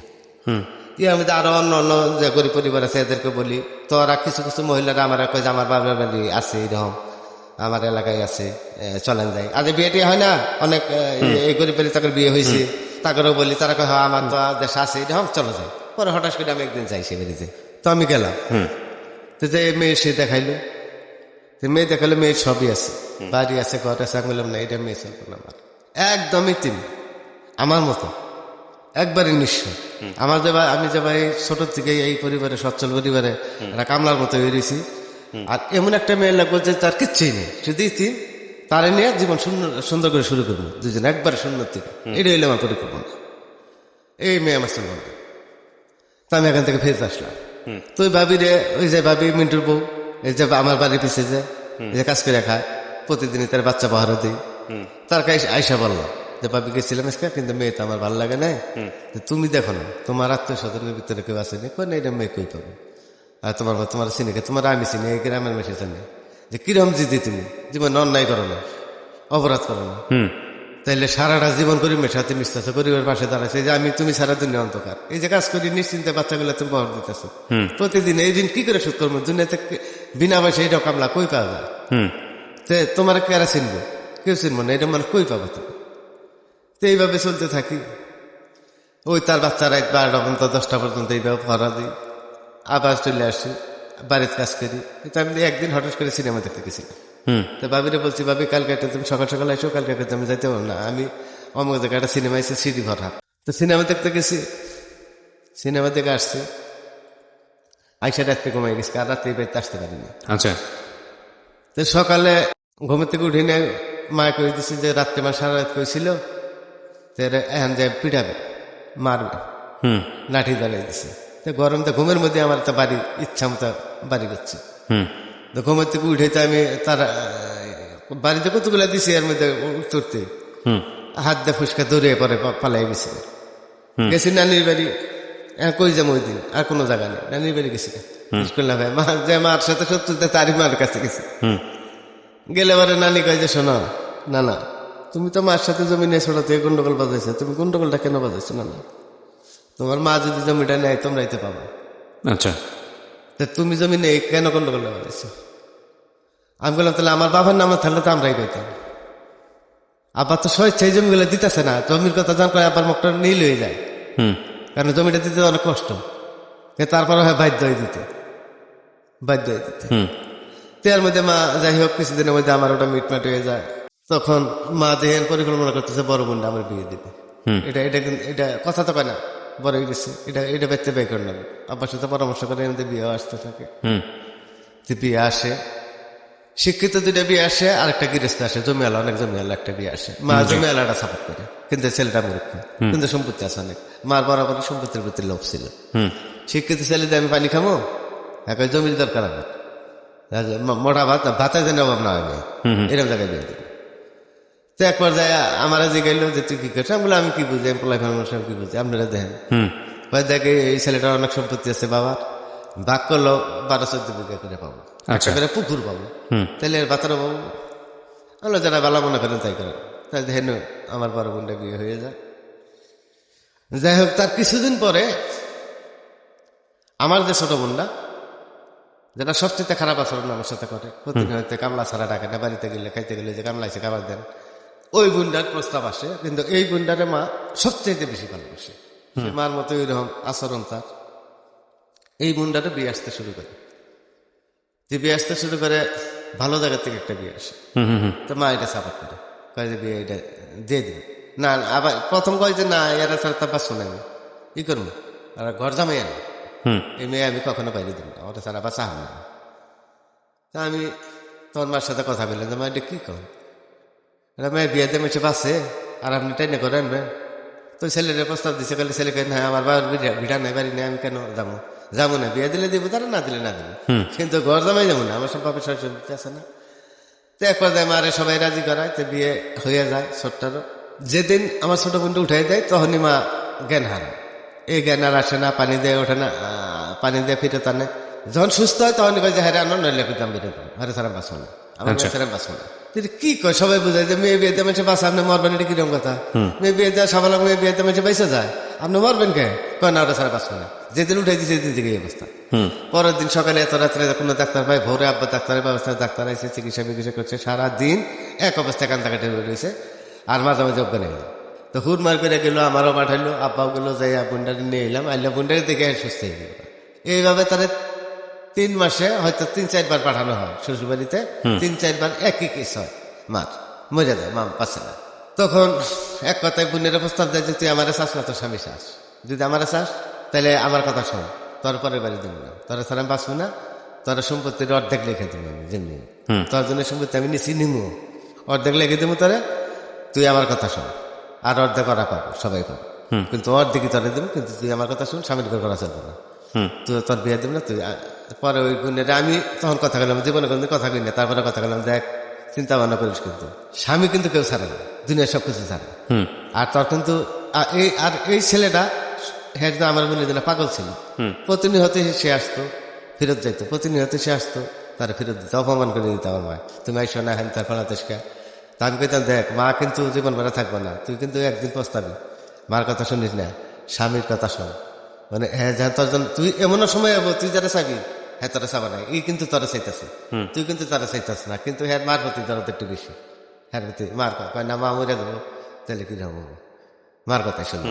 এক পর্যায়ে 1 বছরের ভিতরে সম্পর্কটা ছিন্ন করে আনলে, মা ছিন্ন করে আনলে, হ্যাঁ শান্ত হয়ে গেল, মা শান্ত হয়ে গেল। যাই হোক, তার কোনো পরিকল্পনা নাই, চিন্তা হইলে একটাই, আমার কিভাবে ঠকাবো, তার পরিকল্পনা হয়েছে একটাই, সন্তান এই তো পাবো তার সম্পত্তি, কেন বাবার কষ্ট দিয়ে এইভাবে জোর করে তার কাছে কেন নেন, অসুখ দেওয়া, অপারেশন হওয়ার যাবে, এই মুহূর্তে জমি যাবি কেন করে, সারা বছর নিতে পারে না, বুঝাই নিতে পারে না, একটা রুগী যখন মরে যাবে তখন কাছে হ্যাঁ দাবি করে, আর এক অপারেশনের জন্য হ্যাঁ পাপের জমি লিখে নেবে, এটাই তো আমি বলছি। মাইতে তোমার প্রতি কীর্ত তুমি বোঝা হবা, কিন্তু তোমাকে সর্বশান্ত করবো, আমি বলে একটু আমি চিন্তা করি না, যাই সম্পত্তি আমি করি না, ওই সম্পত্তির চিন্তা আমি করি না, আমি পরিশ্রম করতে জানি, আমি কাম করবো, ভাত খাবো, দুনিয়ায় সব দরজা কাম করবো, খালি আমার মার দরজা কাম করবো না। তো এই অবস্থায় চলতে থাকি, আর এই মেয়ে খুঁজতে থাকি, আচ্ছা। একটা মেয়ে খুঁজতে থাকি, খুঁজতে খুঁজতে কোনোভাবে পাই না, প্রতিনিয়ত যাই ওই ভাবে করে আপনার যাই। বোনের বিয়ে হয়েছে মানে আপনার তখনো বিয়ে হয়নি? না, আমার আমি বাড়িতে মানে আপনি আপনার মনের মতো মেয়ে খুঁজে পাচ্ছেন না? না, আমি পাই, আমি পাইনি, এখনো পাইনি। তা আমি এইভাবে খুঁজতেছি, আমার মনের মতো মানুষ আমি পাইও না, আমিও না, আমি প্রতিনিয়ত ভাবিরে জ্বালাই, ভাবি কই পাবো এরকম একজন মানুষ, কই পাবো, প্রতিনিয়ত যাই রাত 11টা পর্যন্ত থাকি, তারই না যদি বেশি আর বাড়ির থেকে ওই বেশি খারাপ আচরণ যদি আমার সাথে করে, তাও ভাবি বুঝতো, মুখ দেখে বুঝতো আজকে বোধহয় খাবার জানাই না, হ্যাঁ খাবার নিয়ে লোন থেকে 2 মুঠা আমার দিত, জোর করে খাওয়াইতো। এর মধ্যে সিনেমার প্রতি কিন্তু আমার প্রচন্ড নেশা চাইবে গেছে, ওই সিনেমার থেকে খালি ওই নেশাই চাইবে গেছে, ওই নেশাই এখন 2-4 যদি ওদের সাথে ওই যে লেবারের সাথে মিলা কাজ করে যাও, খেত কবে ধান কবে যা পাই, 2-4 টাকা যা জড়ো করি, তা খালি ওই চিন্তা একটাই, কোন ভালো সিনেমা দেখা যায়, এই সমস্ত ছবি কই পাওয়া যায়, তেমন ধনবাড়ি আসে মুক্তা গাছার খবর পেলে যে মুক্তা গাছাটা ভালো ছবি হয়েছে, তা আমি এখানে আসলাম, ছবি দেখে অনেক রাত্রে হয়ে গেছে। তা ভাবির আমি বলছি যে ভাবি আজকে কিন্তু তোমার বাচ্চা কাছে আমি দেখতে পারবো না, তুমি সকাল সকালে আমি একটা সিনেমা দেখাতাম আজকে বিকালে যাবো, দূরও আমার রাইতে অনেক রাইতে হইতে পারে, আচ্ছা ঠিক আছে, আমি সিনেমা দেখে অনেক রাইতে হয়ে গেছে, তাই আমি আইসা ভাবি তো আসে রাত 10টা-11টা 9টার দিকে বাড়িতে এসে চিন্তা করলাম যে তাহলে বাচ্চা কাচ্চা বাড়ির পিছিয়ে কান্তাছে, ভাবি আসলো কিনা, তাহলে আমি একটু দেখি। তা আমি দৌড়ে আড়াই পিছিয়ে গেছি, আড়াই পিছিয়ে গেলে তার বাড়ির উঠান পর্যন্ত আমি গেছি, উঠানের দ্বার পর্যন্ত গেছি, যাই দেখি যে ভাবি ঘরের মধ্যে হাসতেছে একটা মেয়ে, আচ্ছা। দরজা খোলা, হাসতেছে, কথা বলতেছে, দরজা খোলা, ঘরের মধ্যে একটা ভাব চলতেছে, বললে তখন নতুন নতুন গেছি আর কি, গ্রামের প্রথম। তো আমি দূর থেকে দেখে গেছি এই মেয়েটা কেনা, এই মেয়েটা হয়তো সেনাবাড়ি কাজ করে, তার কোনো আত্মীয় স্বজন, এরকম ভাই ভাই দেখা যাইতেছে, এত সুন্দর দেখতে, আমার মনের মতো পছন্দ হয়েছে মেয়েটা। তা আমি এইভাবে তাকাই গেছি যে এই মেয়েটা খুঁজছি, এত সুন্দর মেয়ে যদি আমি পাইতাম জীবনে, এটা ঠিক আমি যে সারাটা জীবন যেরকম ভাবতাম ওইরকম মেয়েটা।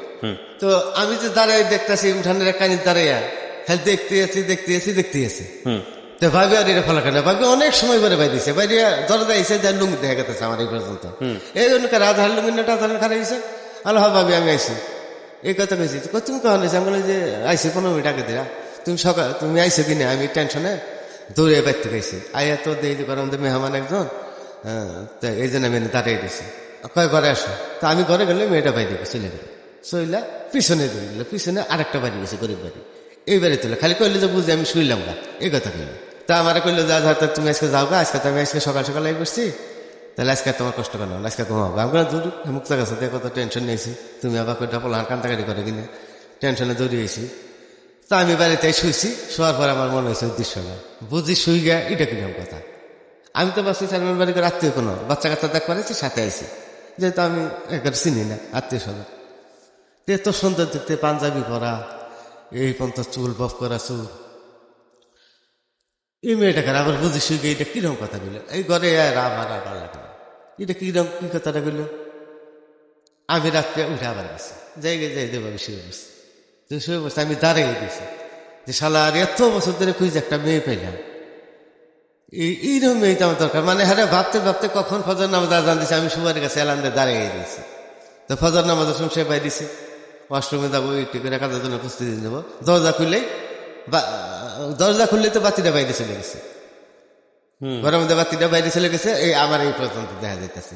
তো প্রথমে বলা গেছে এই আচ্ছা লুঙ্গিটা ওটা থাকতেছে, আমি বললাম হ, আমি তো দাঁড়িয়েছি, তুমি নে এত বড় দাঁড়িয়েছো কে, আমি বললাম আমি তো যাইনি, আমি তো যাইনি, বাচ্চা গেছে হন এসে এই দেখো শুয়ে বসে আর ডাক দিনে, তো দাঁড়াইছে আমি ডাক দিবা না, আমি বললাম না ডাক দিনে, ভাবতে ভাবতে দিনে কখন ফজর নাম রাজা দেখা লেছে, তুই না দাঁড়াইছে সারা কি কারণে, আমি বললাম ভাই মেয়েটা কেনা, এই যে মেয়েটা দেখলাম কয়েক খুব সুন্দর না, আমি বললাম মেয়েটা কেন এটা কম, কয় যে আমি কই এটার উত্তর দাও খুব সুন্দর নাও, আমি কইলাম যে তো মহাজালায় করলাম, আমি তোমার জিগাইতেছি কি, আমি তোমার হ্যাঁ কইতেছি, আমি তোমার কইতেছি কি, আমি জিগাইতেছি মেয়েটা কারা, হ্যাঁ কইতেছি খুব সুন্দর না, হ্যাঁ তা আমি কইতেছি তো সুন্দরই তো, এই তো মহাজালা সুন্দর, এই মেয়েটা কারা, চেয়ারম্যান বাড়ির কোনো আত্মীয় স্বজন কয় না এটা আমার বোন, তুমি আর কি করা জায়গা পাও না, সত্যি আমার তোমার বোন আমি জীবনে দেখলাম না, ওর অবস্থায় হাই ফাইকে, তুমি তো জানো না ও যখন 5 বছর বয়স তোমার গোষ্ঠী দিয়ে যাও মুখে আনোয়ার,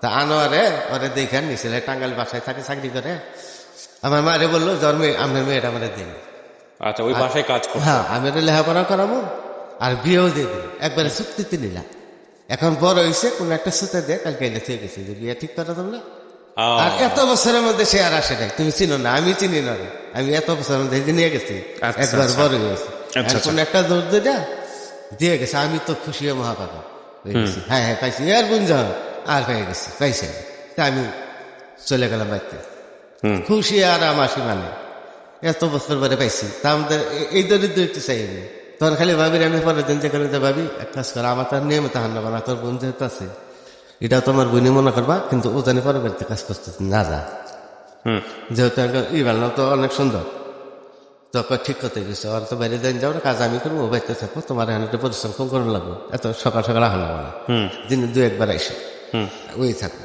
আমার কাম গেলে একটা অনুরোধ করলাম ভাবি ও জানি পরের বাড়িতে কাজ করতে না যায়, এটাই আমার অনুরোধ, ও যা করছে দিন করছে, ও এসে আমার ভাগ্য এসে এইটুকুই আমি চলে এসেছি। তো পরের দিন আবার আমি গেছি, পরের দিন গেছি আমার ঘুরে ফিরে হল নজরের দিকে, খালি এরা দেখবো এরা দেখবো, পরের দিন আবার গেছি, তা আমি গেলে আমার ঘর থেকে দূরে যাই, তা আমার ভাবি ইসলামে গেছি হেওয়া এসে তখনও পাইলে দেখা, পরে আমি আর যাই না, একদিন যাই না, ভাবি পাগল হয়ে গেছে কিরি, যে মানুষটা এত বছর দিন আমার মহড়া দিতেছে এই মানুষটা 2 দিন দিন আসে নাকি, তো আমার খবর দিয়েছে কি তোমার বই আমার দেখলে দৌড়িয়ে পড়লা, আমার খুব খারাপ লাগে, আমি এমন কই না যে এরকম বিয়ে করবো, আমি কিচ্ছু বলি না, খালি আমার ও আইসি এত পছন্দ হয়েছে, এটি আমার মন খুশিতে বেড়ে গেছে।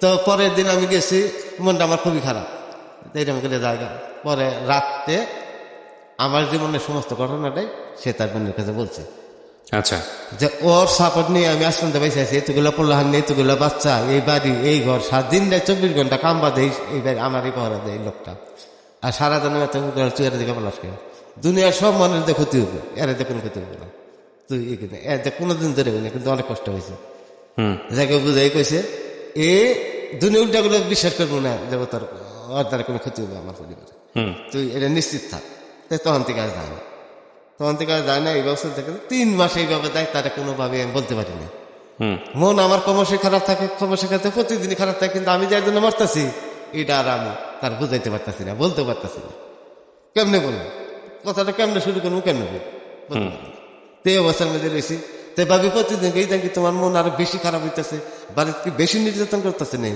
আমি বলছি হ্যাঁ ভাবি, খাবার দেয় না, এই খাবার দেয় না। তো এটার উপরে খালি সাটা কাটাই দেয়, কিন্তু আসলে কিন্তু মনটা খারাপ, বলতে পারতেছে না কিভাবে বলবো এই জিনিসটা।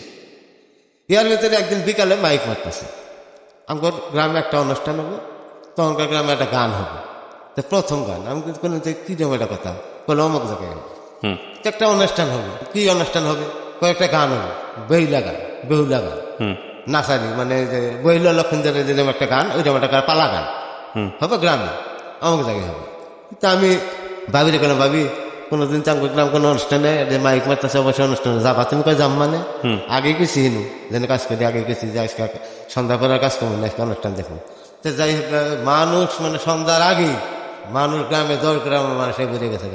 কোনোদিন ওই প্রথম দেখতেছি গ্রামে একটা অনুষ্ঠান, তো মানুষে ধরায় না, চতুর্দিকে মানুষ, মহিলারা 40% একটা জমির মধ্যে অনুষ্ঠানটা হবে, চারিদিকে মানুষ, হাজার হাজার মানুষ। তা আমি সন্ধ্যার সময়, আমার তো টার্গেট একটি, খালি ওই দিকে আমি সন্ধ্যার আগে ভাবি আর কোনো খরচ কম নেই, ওরা আমাকে নিয়ে দিল কথা অনুষ্ঠান দেখার দিকে বাড়ির কাছে। তো জামা জামা করে নিয়ে পরে অনুষ্ঠানে গেলাম। অনুষ্ঠান দেখতেছে, ওরা দাঁড়াইছে একদিকে, এনা মাও গেছে, আমার পরিবার পরিজন, আত্মীয় স্বজন গোষ্ঠী সব লোকই গেছে, কিন্তু আমিও ওই মেয়েদের পিছিয়ে যাই দাঁড়িয়ে গেছি। তো রাত্রি 12টা 1টা এরকম বাজে।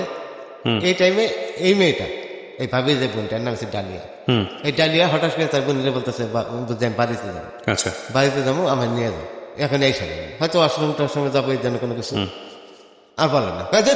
প্যান প্যান করিস না কেন করে, এত সন্ধ্যা অনুষ্ঠান দিতেছে, 12টার সময় যাবো বাসায়, না চোখ করে বলতে কয় না আমরা জানি না। ক্যান ক্যান করতে করতে আমাদের আমার চাষা তুমি নাচার সাইডে, চাষা তুমি বোন বলতেছে, এই ওই আমার বাইরে নিয়ে যাও। হ্যাঁ বাইরে নিয়ে যাবো, আমি এই দেখতে না ভাই নিয়ে যা, আমার বাড়িতে চিন্তা না, ভাই নীতি আছে, আদর্শ আছে, তুই জানিস চিন্তা কয় না, বুঝিস সাথে বুঝি ন চলো যাই, বুঝে গেছে যাচ্ছে, আজার হাতে যা, সমস্যা নেই। পরে আমার কয় নিয়ে যাচ্ছে বাড়িতে, এইটা আমার সুযোগ হইল। কই যা, আমি বলে আসেন, তাহলে আপনি বেরিয়ে গেলাম প্রথম, কোনো ভয় নেই, আসেন আমার সাথে, আমি নিয়ে যাবো, নিরাপদে যাবেন আপনি। তা আমি নিয়ে গেছি, নিয়ে গেছি, হ্যাঁ আমি যাই এক সাইডে দাঁড়িয়ে দিয়েছি, হ্যাঁ বাড়িতে গেল, এই 10 মিনিট পরে বেরিয়ে গেছি, কয় চলেন যাই আবার যাবো। তখন আমি মাছ পাতা এসে হারে ধরাই দিচ্ছি, বলছি যে এই যে আনলাম আর নিলাম, একটা কিস করি, তো এমনি জড়াই দিলে একটা কিস করছি, আমি কিছু মনে করি না, এই তুরি আর অন্য কিছু না। আমি ক্ষমা চাইলাম এই জন্য, আমি যে ভুল করে থাকি মাপ চাই, তবে এটা আমি বলতে পারতেছি না যে এই সমস্যা আপনার বোনের কাছে, আমার স্বপ্ন গরিব মেশে বিয়ে করা। তো তখন সে সবসময় আমি যাইতে থেকে আর গানা করতে থেকে যে আসলে আমার 3 মাস ধরে আমি বলতে পারতেছি না, কিন্তু আমি অনেক যন্ত্র 3 মাস আমি শেষ হয়ে গেছি, কেন আপনি আসলেন, আপনি এসে তো আমার জ্বালা আরো বাড়াই দিলেন, যন্ত্রণা এমনি আমি বাড়ির যন্ত্রণায় শেষ হয়ে গেছি, আপনি এসে আমার জ্বালা বাড়াই দিলেন আরো। আর সে কোনো কথাই বলে না, রাস্তায় নিয়ে গেলাম, যে অনুষ্ঠান শেষ হলে বাড়িতে আসলে, এখন আর আমার আমি ভুলই করলাম না, আমার প্রতি রাগি হইলো, এইটা খালি আমার সারা রাত মাতাম, যে বাদ বাকি রাত আমার একটা টেনশন মাথায় কাজ করা শুরু। তো সকালে ওটা গরুর জন্য ঘাস কাটা লাগে, আমি গেছি ঘাস কাটা দিয়ে পুরো আঙ্গুল ফালাই দিচ্ছি, আমি জানি না আঙ্গুল মাথা রয়ে গেছি, এখনো মিলে নেই, 30 বছরের মিল হয়নি, এই আঙ্গুল কেটে ফালাই দিচ্ছি, আর কোনো ইয়ে নেই, মানে আপনার মেয়েটাকে অনেক পছন্দ, আমার কোনো ইয়ে নেই, খালি হাত ডান তাই হ্যান্ড রয়েছে। একবার 3 মাসে আরো চলে গেল। ইয়ার মধ্যে কেমনে গ্রামে কিছু মহিলা আছে, যে বাড়ি যায় পান খাই, বাড়ি যায় পান খাই, এরকম একটা মহিলা মার কাছে যায়, কেমনে লাগাইছে, যে মিন্টুর বাড়ি এতদিন গেছে, কোনো কথা ছিল না, কিন্তু এখন তো মিন্টুর শালি একটা আইছে, এখন আপনার ছেলে কিন্তু হ্যাঁ ইয়ের পিসি ঘুরতেছে, এরকম একটা কথা যাই হোক বলছে, বললে বলে মার মাথা তো নষ্ট হয়ে গেছে কথা, এতদিনের মধ্যে বোঝা যায় না, ওই দিনটা দরদ বুঝলাম। আমার দুপুরে খাইতে দিছে, খাইতে দিয়ে বলতেছে যে শোনো, জীবনে তো কোনো কথাই শোনা নেই, মা কি জিনিস ছিল না, যাই হোক ভালো কথা, এই ছোট থেকে এই পর্যন্ত আইছ, সম্পর্ক অনেক খারাপ, তবে আজকে একটা কথা কই, মাথায় রাখবা, এটা মাইনা চলার চেষ্টা করবো, আজকের থেকে উত্তর দিকে যাবা না, আজকের থেকে বন্ধ। আমি বললাম মা উত্তর দিকে কি হয়েছে মা, কয় না উত্তর দিকে যাবা না, এতদিন গেছো, মিন্টুর একটা শালি আইছে, আমার কাছে এমন একটা কথাটা বলছে, তোমার সাথে বলে তার সাথে সম্পর্ক হয়ে গেছে। কি কর, আমার সাথে তার সাথে কোনো সম্পর্ক হয় না তখন পর্যন্ত। তারপরে যাইতে থাকি কোনো কথাই আমি শুনি না, আমার নির্যাতন আরো বাড়ানো, উত্তর তোর বাবা আমার উপর পেশা দেওয়া শুরু করতে, উত্তর দিকে তুমি যাবা না, এতদিন কাছে মিন্টু পোলাহান বড় হয়ে গেছে, বহু বছর এদের সংসার তুমি দেখছো, কিছুই কইলে, কারণ মিন্টু আমা করিল, সব বাড়ি বাদ দেওয়া, ওই বাড়ি গেছো, ওই বাড়ি থাকো, বাচ্চা কাচ্চা দেহ, অসহায় মানুষ, বিধবা মানুষ, এতগুলো বাচ্চা নিয়ে কাম করে খায়, এত রাত পর্যন্ত বাচ্চা বহার দাও, কিছুই আমরা কইলে, কিন্তু এখন যাইতে পারবা না, কারণ এখন কথা বাইরেই করছে তোমার নিয়ে তার একটা এনে যাইতে পারো না। তারপর আমি বললাম আব্বা আমি নির্দোষ, আমি এর সাথে আমার কোনো কথাই নেই, আমি কোনো কথাই মানি না। পরে ওই কইছিল এটা খবর দিয়ে আনছে আইনা কইছে যে তুমি কি গ্রামে দিয়ে থাকতে চাও, তাহলে আধা হাজার তোমার ভাই তার না আধা তোমার বহুত হেল্প করছে, আমি কিছুই কিনি নেই। কিন্তু তোমার বোন এসে এখন এখন আধা সম্ভব না, হ্যাঁ যুবতী মেয়ে যুবক ছেলে, এটা সম্পর্ক যদি নাও হয়ে থাকে হয়ে যেতে পারে, এটা তোমার না করলাম। আর নাহলে কিন্তু বাড়ি করে ভাঙ্গা পুরা সেই করে দেবো, তখন কিন্তু যাওয়া যাবে। দুঃখে আইসা তার বোনের এমন পিটানি দিছে, মানে একদম মানে মেরি হেলে কিন্তু তোর জন্য এই জীবনে কোনো কথা শুনলাম না, তোর জন্য গ্রাম সাইডে জানাবো, মানুষের হুমকি যায়, পুরা দিব ই করে দিব। তা আমি কোন জায়গায় জানি গেছি, অনেক দূরে গেছি, 2 দিন আমি বাড়ি না, কোন আত্মীয় স্বজনের বাড়ি গেছি। 2 দিন পরে আমি আইসা সোজা বিলের দিকে যাইতেছি। বিলের দিকে যাইতেছি তো ময়মনসিংহের একটা মেয়ে বিয়ে হয়েছে ওইদিকে, আমার স্বাস্থ্য চাষি, তাই বাইরে বাড়িতে যাইতেছে, আমার সে ডাক দিছে দাদাহারের দিকে আসো। কই যাও? আমি বিলে দিয়ে কোনো খবর জানো? যে না। কি খবর? তোমার কারণে আমাকে যে মাইর দিছে তুমি কল্পনা করতে পারবো না, 10 টাকা দিছে তার গায়ে জ্বর। আমি যে ডালিয়ার এত মাইন মারছে, কেন মারছে? তার বুঝে মারছে। কেন মারলো? কত করবে থেকে হুমকি দিছে, পুইরা দেবো ই করে দেবো, তুমি গেলে সম্পর্ক বলে তুমি করাই দিছো, এই সে ফেলাতিস না, হে রাগে দুঃখে মারছে। তা আমার মনে তো আরো অস্থির হয়ে গেলাম, এটা নির্দোষী মানুষ মাইর খাইলো আমার কারণে, এটা কিরকম একটা কথা। তা আমি দিনে যাইতে পারিনি, এ সমস্যা যেহেতু এরকম হয়ে গেছে। পরে আমি রাত্রে গেছি ডাক্তার বাড়ি, আমরা হিন্দু একটা ডাক্তার ছিল, তার বাড়িতে গেছি। হ্যাঁ কইছি যে অমুক বাড়ি অমুকের মেয়ের যে এরকম অবস্থা, আপনি তাড়াতাড়ি যান, যাই চিকিৎসা করেন, পয়সা পাতি যা লাগে যে আমি ব্যবস্থা করে দেবো, কিন্তু আমি চিকিৎসা করি আসি, আমার কথা কই না। তাও তো সে আসে, চিকিৎসা পাতি করে কইরা চলে যায়। রাতে 11টার সময় পরে আমি যাই দরজায় ডাক দিই, লক করি। তো ভাবি কই কি আমি আজহার, এই কথা কইলে আরো কান্দাকাটি শুরু করে।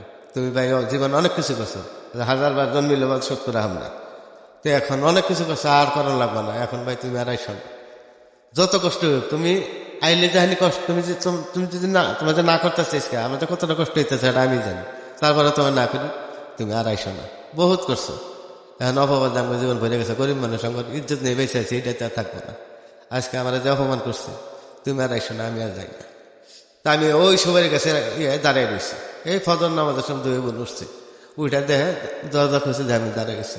তুমি যাও না? আর না আমি যাইনি। এনে দাঁড়াই রয়েছে, কে সারা রাত কেন দাঁড়াই থাকো? আমি আর কোনো কথাই বলি না।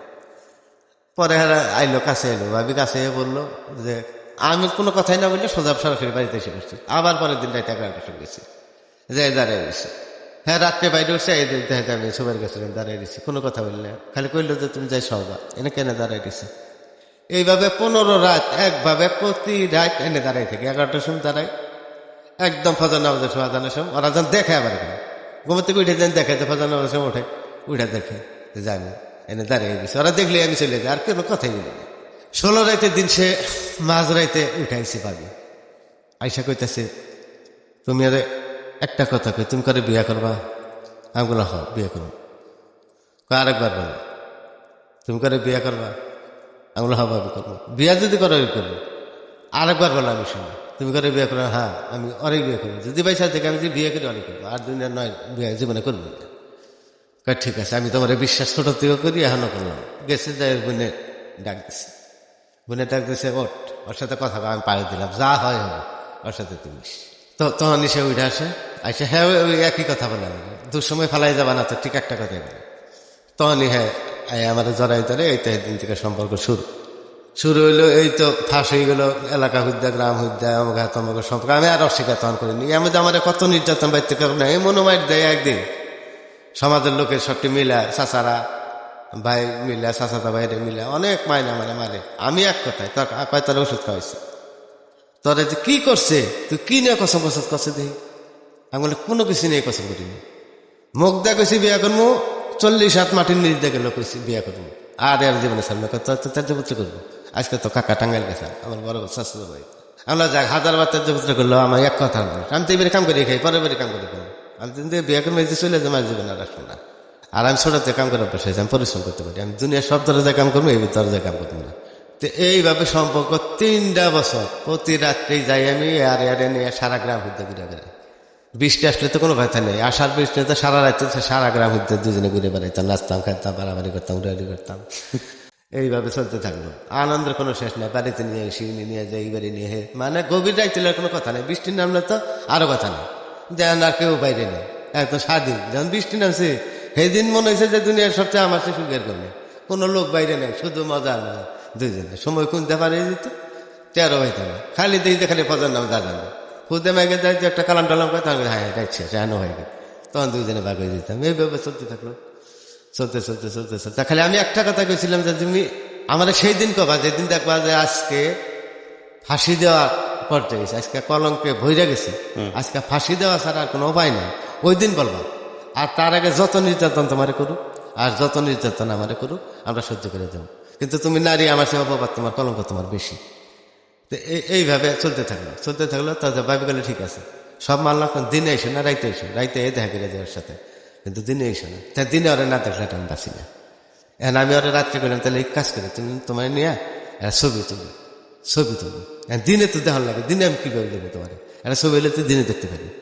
সম্পর্কটা এই কয়েক ইয়ের মধ্যে এত পর্যায়ে গেছে, 3 বছরে প্রতি রাইতে একটা রাতে আমাদের মিল যায় না, শুধু দুইজনে বসতাম কথা বলতাম, মনে হচ্ছে আধা ঘন্টা ধরে বসি, আজান দিয়ে হালিয়ে দিচ্ছি, এত খারাপ লাগতো। এইভাবে চলতে থাকতো। হ্যাঁ রাজি হইলো দেখতে যে কোন ছবি উঠবা কি ভাই জানো। আমি ভাবিরে কইলাম, ভাবি তখন ওর বোনের কইলাম যে ভাবি মানে ধনবাড়ি নিয়ে যাবো আমি কালকে, আমি বাস স্ট্যান্ডে থাকবো, আমি যে রিক্সা আমাকে জায়গায় ফিট করে রাখছি, সকালে ও দেখে রিক্সা একটু বাস স্ট্যান্ড নিয়ে যাবো, আমি ধনবাড়ি নিয়ে যাবো, ধনবাড়ির ছবি উঠবো। কয় না ছবি ওটার দরকার নেই, ছবি লইলে ধরা পড়বো, ছবি সমস্যা হবো তোমার, আমারও সমস্যা হবো, তুমি এক কাজ করো ওই ঘুরে ফিরে আসো না। তা আমি ধনবাড়ি জায়গায় ওরে নিয়ে গেছি, নিয়ে স্টুডিও নিয়ে গেছি, হ্যাঁ স্টুডিও নিয়ে গেছি, হ্যাঁ আমি যেভাবে ছবি উঠবো উনি হ্যাঁ বাবু উঠবো না, লজ্জা বিষয়। ক্যামেরাম্যান আমি জড়াই ধরবো, হ্যাঁ ধরা গেতে দেবো, আমি একটু বসাই, হ্যাঁ উঠা থাকে, মানে একটা অবস্থা খারাপ হয়। ক্যামেরাম্যান তো সে অনেকভাবে বুঝাইতেছে যে এটা কোনো ব্যাপারই না, আমরা উঠে না, সেই করে বুঝাই টুঝাই যাই হোক। এক পর্যায়ে রাজি করে ছবিটা উঠে ধনবাড়ি জমিদার বাড়ি ঢুকছি। কিন্তু আমার ফুয়াদের জমিদার বাড়ির ম্যানেজার 40 বছর ধরে, এটা আমার তখন আর আমার জানা ছিল না। আমি জমিদার বাড়ির ভিতরে ঢুকছি, হ্যাঁ না করতেছি, আমার ফুয়া দেখছে। কিন্তু হ্যাঁ যে দীর্ঘদিন ধরে 40 বছর ধরে এটার ম্যানেজার ওই রাজবাড়ির, এটা আমি আর জানতাম না। আমি জানতাম যে নবাবের চাকরি করে এইটুকু। তো ওনে যে ফুবার কাছে ধরা খাইলাম, ফুবাকে আধার এটা কারে নিয়েছি তুমি? আমি বলছি এটা আমি খালাতো নিয়েছি, এ মসজিদ দেখার জন্য নিয়েছি, আমি এখনই চলে যেতেছি। গেলাম চলে গেলাম, আমি আত্মীয় স্বজন তো সব যাই না গেছে যে সেটা আমার সম্পর্কে হ্যাঁ তেন ইয়াতে হ্যাঁ কয় তাহলে তো হ্যাঁ দেখাইলেন আমার একটু ইয়াতে হয়, হ্যাঁ বাড়িতে হ্যাঁ বাড়িতে যারা হ্যাঁ ওরা যেমনি দেখা আমার একটু খালাতো বোনের জামাইরা, হ্যাঁ নিজের বোনের জামাই আছে, বড় বোনের জামাই আছে, হ্যাঁ আসে, ঠিক আছে সবারই দেখা। ওই যা যায় ওই রাত্রে থাকো, আজকে রাতে আমার ঘরে থাকো, রাত 12টার সময় নিয়ে দেখা না সবারই সব ধানি শেষ। তো এই অবস্থার ভিতরে আছি আমি, আমার গোষ্ঠীর মানুষ কয়েক গোষ্ঠীর কলঙ্ক, তুই ফকিরনি বারেননি নিয়ে থাকছ, জীবন বাড়া আঙ্গর সাথে জীবনে মিশলি না, এখন ফকিরনি জীবন সাথী বানাবি, তোর ভবিষ্যৎ অন্ধকার। আমি বলে ভবিষ্যৎ মজুদ বুঝি না, আমার জীবন ছোট থেকে অন্ধকার, তুই কি করে বাঁচবি? আমি বলে দুনিয়ায় যার কিছু না চাই যাবে না বাঁচে, এমনি আমি বাঁচবি, আমি বাঁচবো, আমি দেখাই দেবো যে একটা মানুষ কেমনে করে বাঁচে সয় সম্পত্তি ছাড়া। এই যে সয় সম্পত্তি ইন্ডিয়ানটাকে তো খারাপ লাগো না, কিচ্ছু না, কিন্তু আমি করি নি, ইন্ডিয়ান আমার কোনো দায় মানে নাই, আমি আমার পরিস্থিতি আমি বাঁচবো, আমি কার পরিচিত না। যাই হোক এক পর্যায়ে সে আমারে বলল যে এখন একটা ব্যবস্থা করো, এখন আর কলঙ্ক ভরে গেছে গা। হ্যাঁ ভাবি আমারে বললো যা ধরে নারী করা যায় না, তুমি এটা ব্যবস্থা করো। আমি বলি তো কি করবো? ভাই বিয়েটা করে এটা খাবো, তাহলে ঠিক আছে ভাবি আজকে রাতে যাবো, কোনে যাবো, তুমি রেডি হয়ে থাকো, আমি রাত 10টার সময় বিয়ে। হ্যাঁ ভাবি কথা এত ইয়ে হইতেছে, তার জন্য কোনো ব্যবস্থা করতেছে না, পয়সা পাতিও ব্যবস্থা করা হইতেছে না, তাহলে অত অন্ধকার, তাহলে এখন আমার তো বিয়েটা পরে দেব রাজি হই কিনা, এটা হয়তো আমার পরীক্ষা করার জন্য হয়তো বলছে, আমি রাজি হয়েছি। আমি ঠিক আছে আজকে রাতে নিয়ে যাবো। তা রাত 10টার দিকে আমি রেডি করে বাড়িতে গেছি, ওরে নিয়ে আমি কিছু আমি অমক মরে যে দাঁড়িয়ে তো আসতে থাকো। আমার বাড়ির থেকে 1 মাইল উত্তরে আমি চলে গেলাম, 1 মাইল না, ভালো মালো না, আমিও চিনি, হ্যাঁ আমার চিনি, কম নামি দামি মানুষ, হ্যাঁ বাড়িতে গেলাম। ওর বড় বোন গেছে, ও গেছে আর আমি গেছি, গেছে এই বাড়িতে যাই যে হ্যাঁ শুয়ে পড়ছে। আমি ডাক দিছি, হুজুর মোল্লা সাহেব ঘুমাইছেন কেনা, আমি ফকির বাড়িতে গেছি, ফকির বাড়িতে গেছি, ফকির বাড়ির নাম হলে সঙ্গে ওঠে, যেহেতু সবাই নামি দেবী কেনা, তুমি জমা করে ফেলা কি রয়েছে, উঠান তাড়াতাড়ি একটা কথা আছে। তো উঠছে, বসতে দিচ্ছে, তো এরা কারণ তখন ঘটনা খুলে গেলাম যে এরা যাই মানে তাই থেকে আপনি বিয়ে পাঠাই দেন, আমি আপনার অনুরোধ করি, আর দুনিয়া কোনো লোক জানবেন, শুধু বিয়েটা আমরা পাঠাই দেন, এটা প্রকাশ হবে অনেকদিন পরে। তাছাড়া তুমি কি বলো ভাইবা চিন্তা করতে হয় কার মেয়ে, তা আমি জমা করবে, হ্যাঁ তুই কি কও, তুমি আরো ভাবো, তুমি কি কও, তুমি এটা না এটা পাম না। আমি তার অনুরোধ করি, হ্যাঁ না ছাড় না, ঠিক আছে তাহলে করো। তো তুমি ওদের টুজু করে রেডিও আমি আসতেছি এই করে আমি খেল দিয়ে দরজা নিবে শুয়ে ফেললো শুয়ে পরে আর বাইরে না কই যে আমি আল্লাহর মানে রাস্তায় হুজুর আছি। বিয়েই করাবে না না কেন আল্লাহর বিয়ে করবে রাস্তায় আছে আমি সাহস পাই না কই আমি সাহস না? পাই না। আপনাদের পরিবার এত প্রভাবশালী ছিল যে সাহসে পাচ্ছে না না সাহস পাই না কারণ ঘরের দরজা দিয়ে উনি বাতি অফ করে দিয়ে হ্যাঁ ওয়াইফে কইতেছে যে বাবা আপনি জান গা আপনি আরো চিন্তা ভাবনা করেন গা আর হ্যাঁ মাল্লা সব কইতেছে না বাবা আমি সাহস পাই না তোমার কুষ্টি মাল মাইরে হালাই দিবে আমার একদিন প্রকাশ পাবি না আমি এটা পাবো না তোমার রাস্তা ব্যবস্থা করে আমি পাবো না এক কথা এসে আমি অনেক টাকা টেকির পরে তার ফেরত আসলাম হইল না বিয়ে চলে আসলাম তখন ভাবিরে কই তাহলে কি করবো এখন আমার কি করার আছে কোন জায়গায় যাবো কই যে তাহলে কয়েকদিন সময় নেই কয়েকদিন ভাইবে দেখি কোন জায়গায় যাওয়া যায় এনারা প্লেন করেন তোমরা প্রোগ্রাম করেন না বলতে কি করে আবার বিয়েটা হয় আমি কি করি আর আমি কোনো ডিসকুল পাই না আমি তো কিছু পয়সা পাতির ব্যবস্থা করবো বড় সংসার চালাবো পয়সা পাতি কোনো জায়গায় তো আমার যেতে দেয় না জীবন আমার বাবা টাকা দিয়েছে 30 টাকা এই 30 টাকা দিয়ে বাজার করে নিয়ে এবার বরঞ্চ 35 টাকা সদাই দিয়েছে 30 টাকা করে হয়তো একটা সেভ না হয় এমন 5 টাকা হিসাব দিচ্ছে এটা ওষুধ নিয়ে হয় এটা দিয়ে এটা দিনে হয় এটা নিয়ে আমার কোনো জায়গায় কোনো সুযোগ নেই শুধু ওই যে রাত্রে ওই কামলাদের সাথে কাজ করি পরে চুক্তিতে ওর থেকে যা পাই তাই দিয়ে আমার খরচা চালাই এইভাবে চলতেছে যাই এক পর্যায়ে যাই আমি অনেক তার কিছুদিন পরে 3 মাইল উত্তরে নিয়ে গেলাম আরে আমি গেলাম ভাবি গেল হয়ে গেল যে কাজের যে আমার চিনে না এমন একটা জায়গায় যা কাবিন করলাম কাবিন করে বিয়ে করলাম বিয়ে করে ওর আরেকটা বোন আছে ওদিকে বিয়ে দিছে সেখানে আমরা আশ্রয় নিলাম রাত্রের ভিতরে খবর এসে পড়ছে বাড়িতে জমাকে বিয়ে করছে হায় হায় পরের দিন গ্রামে আমি যারা হই রয়েছে হায় হায় শেষ পর্যন্ত বিয়েই করলো ছাড়লই না বিয়ে করলো জীবনটা কি করলো কান্দাকাটি অনেক গ্রামের মানুষ কান্দাকাটি শুরু হয় জীবনটা কি নষ্ট করে দিল এই স্যার আপনার বাবার সাথেও কথা বলেন নাই বিয়ে না করতে না বাবার কাছ থেকে পারমিশন নিয়েছিলেন না বাবার কারো কাছ থেকে না কারো কাছ থেকে না কোনো কথাই নেই আমার সাথে কোনো সম্পর্কই নেই আমি বাইরের মানুষ হয়ে কাজের সম্পর্ক ছাড়া আর কোনো সম্পর্ক নেই একটা পয়সা দেয় না জীবনে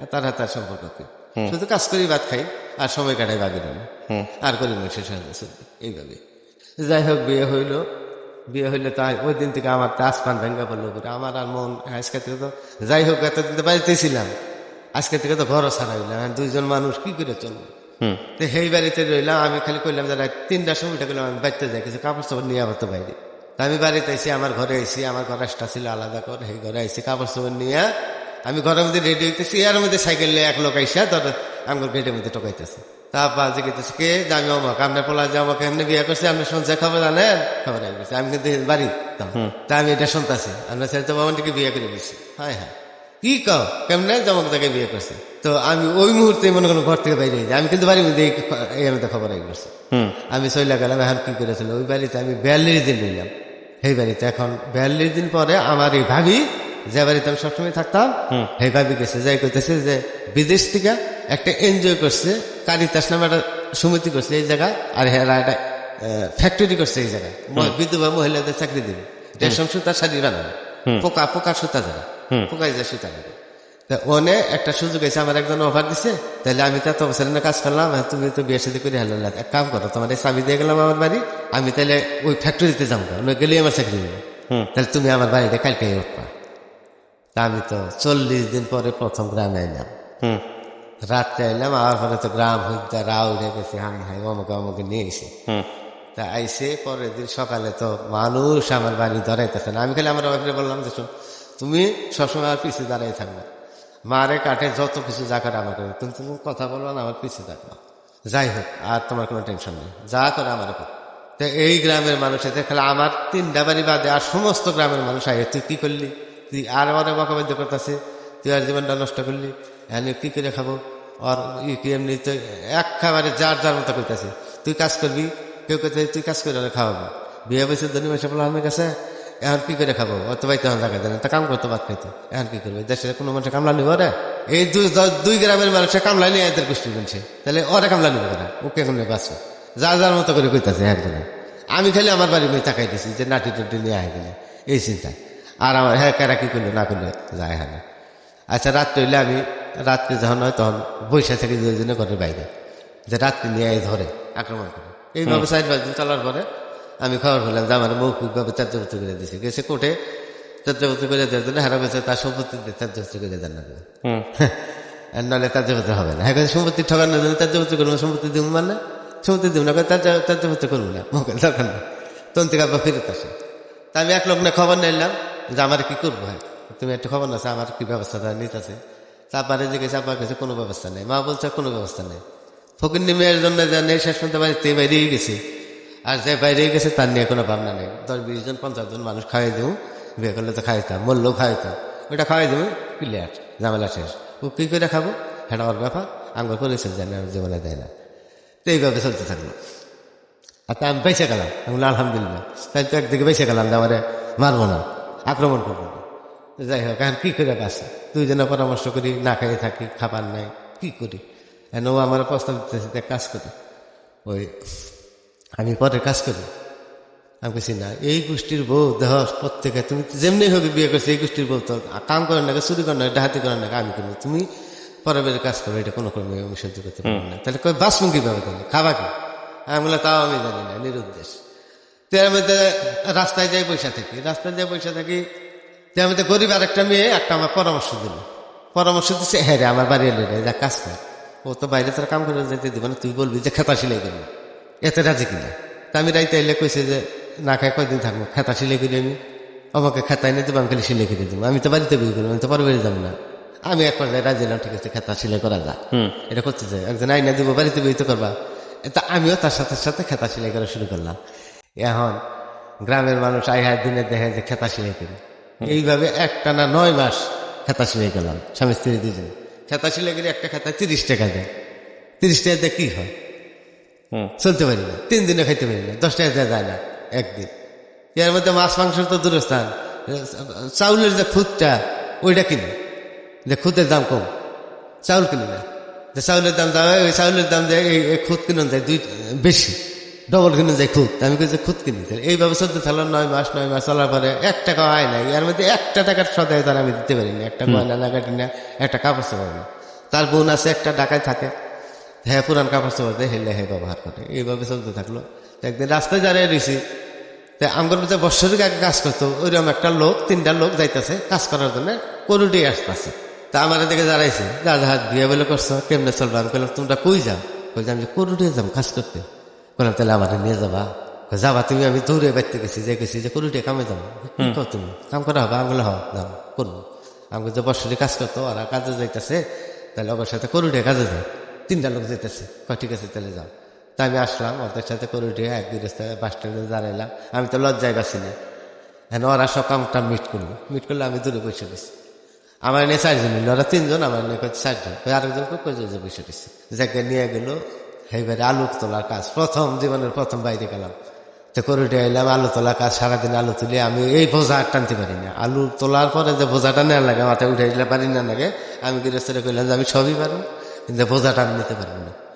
ঠিক আছে তাহলে আমরা ঘুরে দেন। তো সারা রাত্রি আমি বৈশা থাকি আর বিড়ি খাই গেলি। তো গৃহস্থের বউ জানালা দিয়ে দেখছি যে সারা রাত যে কবে জল্লা খুলছে, দেখ আমি বিড়ি খাইতেছি, বাইরে ঘর দামতে থাকতে দিছে, বেড়া নেই, 3 সাইডে বেড়া আছে, 1 সাইডে বেড়া নেই, এই ঘর থেকে দেখা যায় বিড়ি খাইতেছে।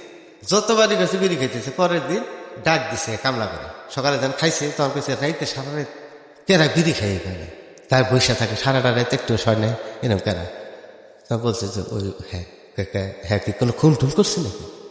সারা রাতে বিড়ি খায়, হ্যাঁ তো খুন করে না, হ্যাঁ তো জানুন না, হ্যাঁ জীবনে একটা কাহিনী আছে, অনেক বড় কাহিনী, জনি বসে বলে হ্যাঁ এমনি এমনি করে এই সময় কি করেন হ্যাঁ একবার বাড়ি কত বছর কাজ করছে আমি, আমরা সবাই 3 জনে 3 জনে বছর কাজ করছি থাকবে।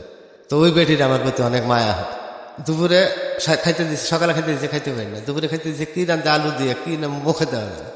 তো এরকম খাবার তখন যে খাই না, তখন আপনি একটু পরে যান, আপনারা যান একটু পরে আসুন। পরে আমার জিগাইল এসে, পরে আমি বললাম যে হয় এরকম করছি, এইরকম কাম কেন করলেন বাজান, আপনি বাঁচতে পারবেন?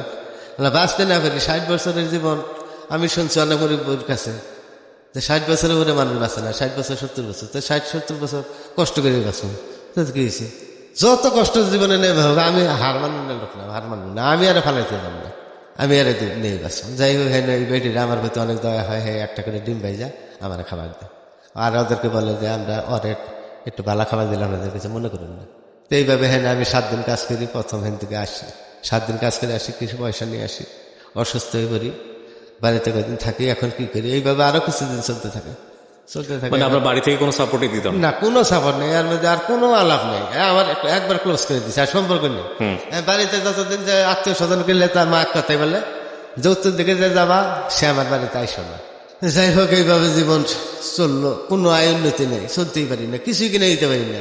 ওই জায়গাটা নিয়ে যাই পরে কাজ করে নিয়ে আসি, ওই কটা যায় কয়দিন যায় আর কি, ওই কদিন কষ্ট করে খেয়ে আবার বাড়ি। এইভাবে চলতে চলতে চলতে চলতে আরেকদিন দোকানের মোড়ে বসে দিচ্ছি, দেহে একটা লোক ঢাকা আসতেছে।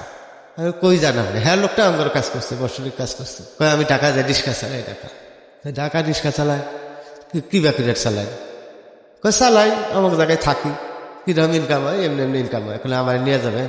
আমি তখন তার অনুরোধ করি যে আজকে আপনি যাওয়া বন্ধ করেন, আপনি আজকে বাইতে যান, আজকে আমার কালকে নিয়ে যাবেন, আমি কালকে যাবো আপনার সাথে। বাইতে যাওয়া ওয়াইফের সাথে কথা বলি, হ্যাঁ কইতে বাস এটা চালাইতে পারবা তুমি?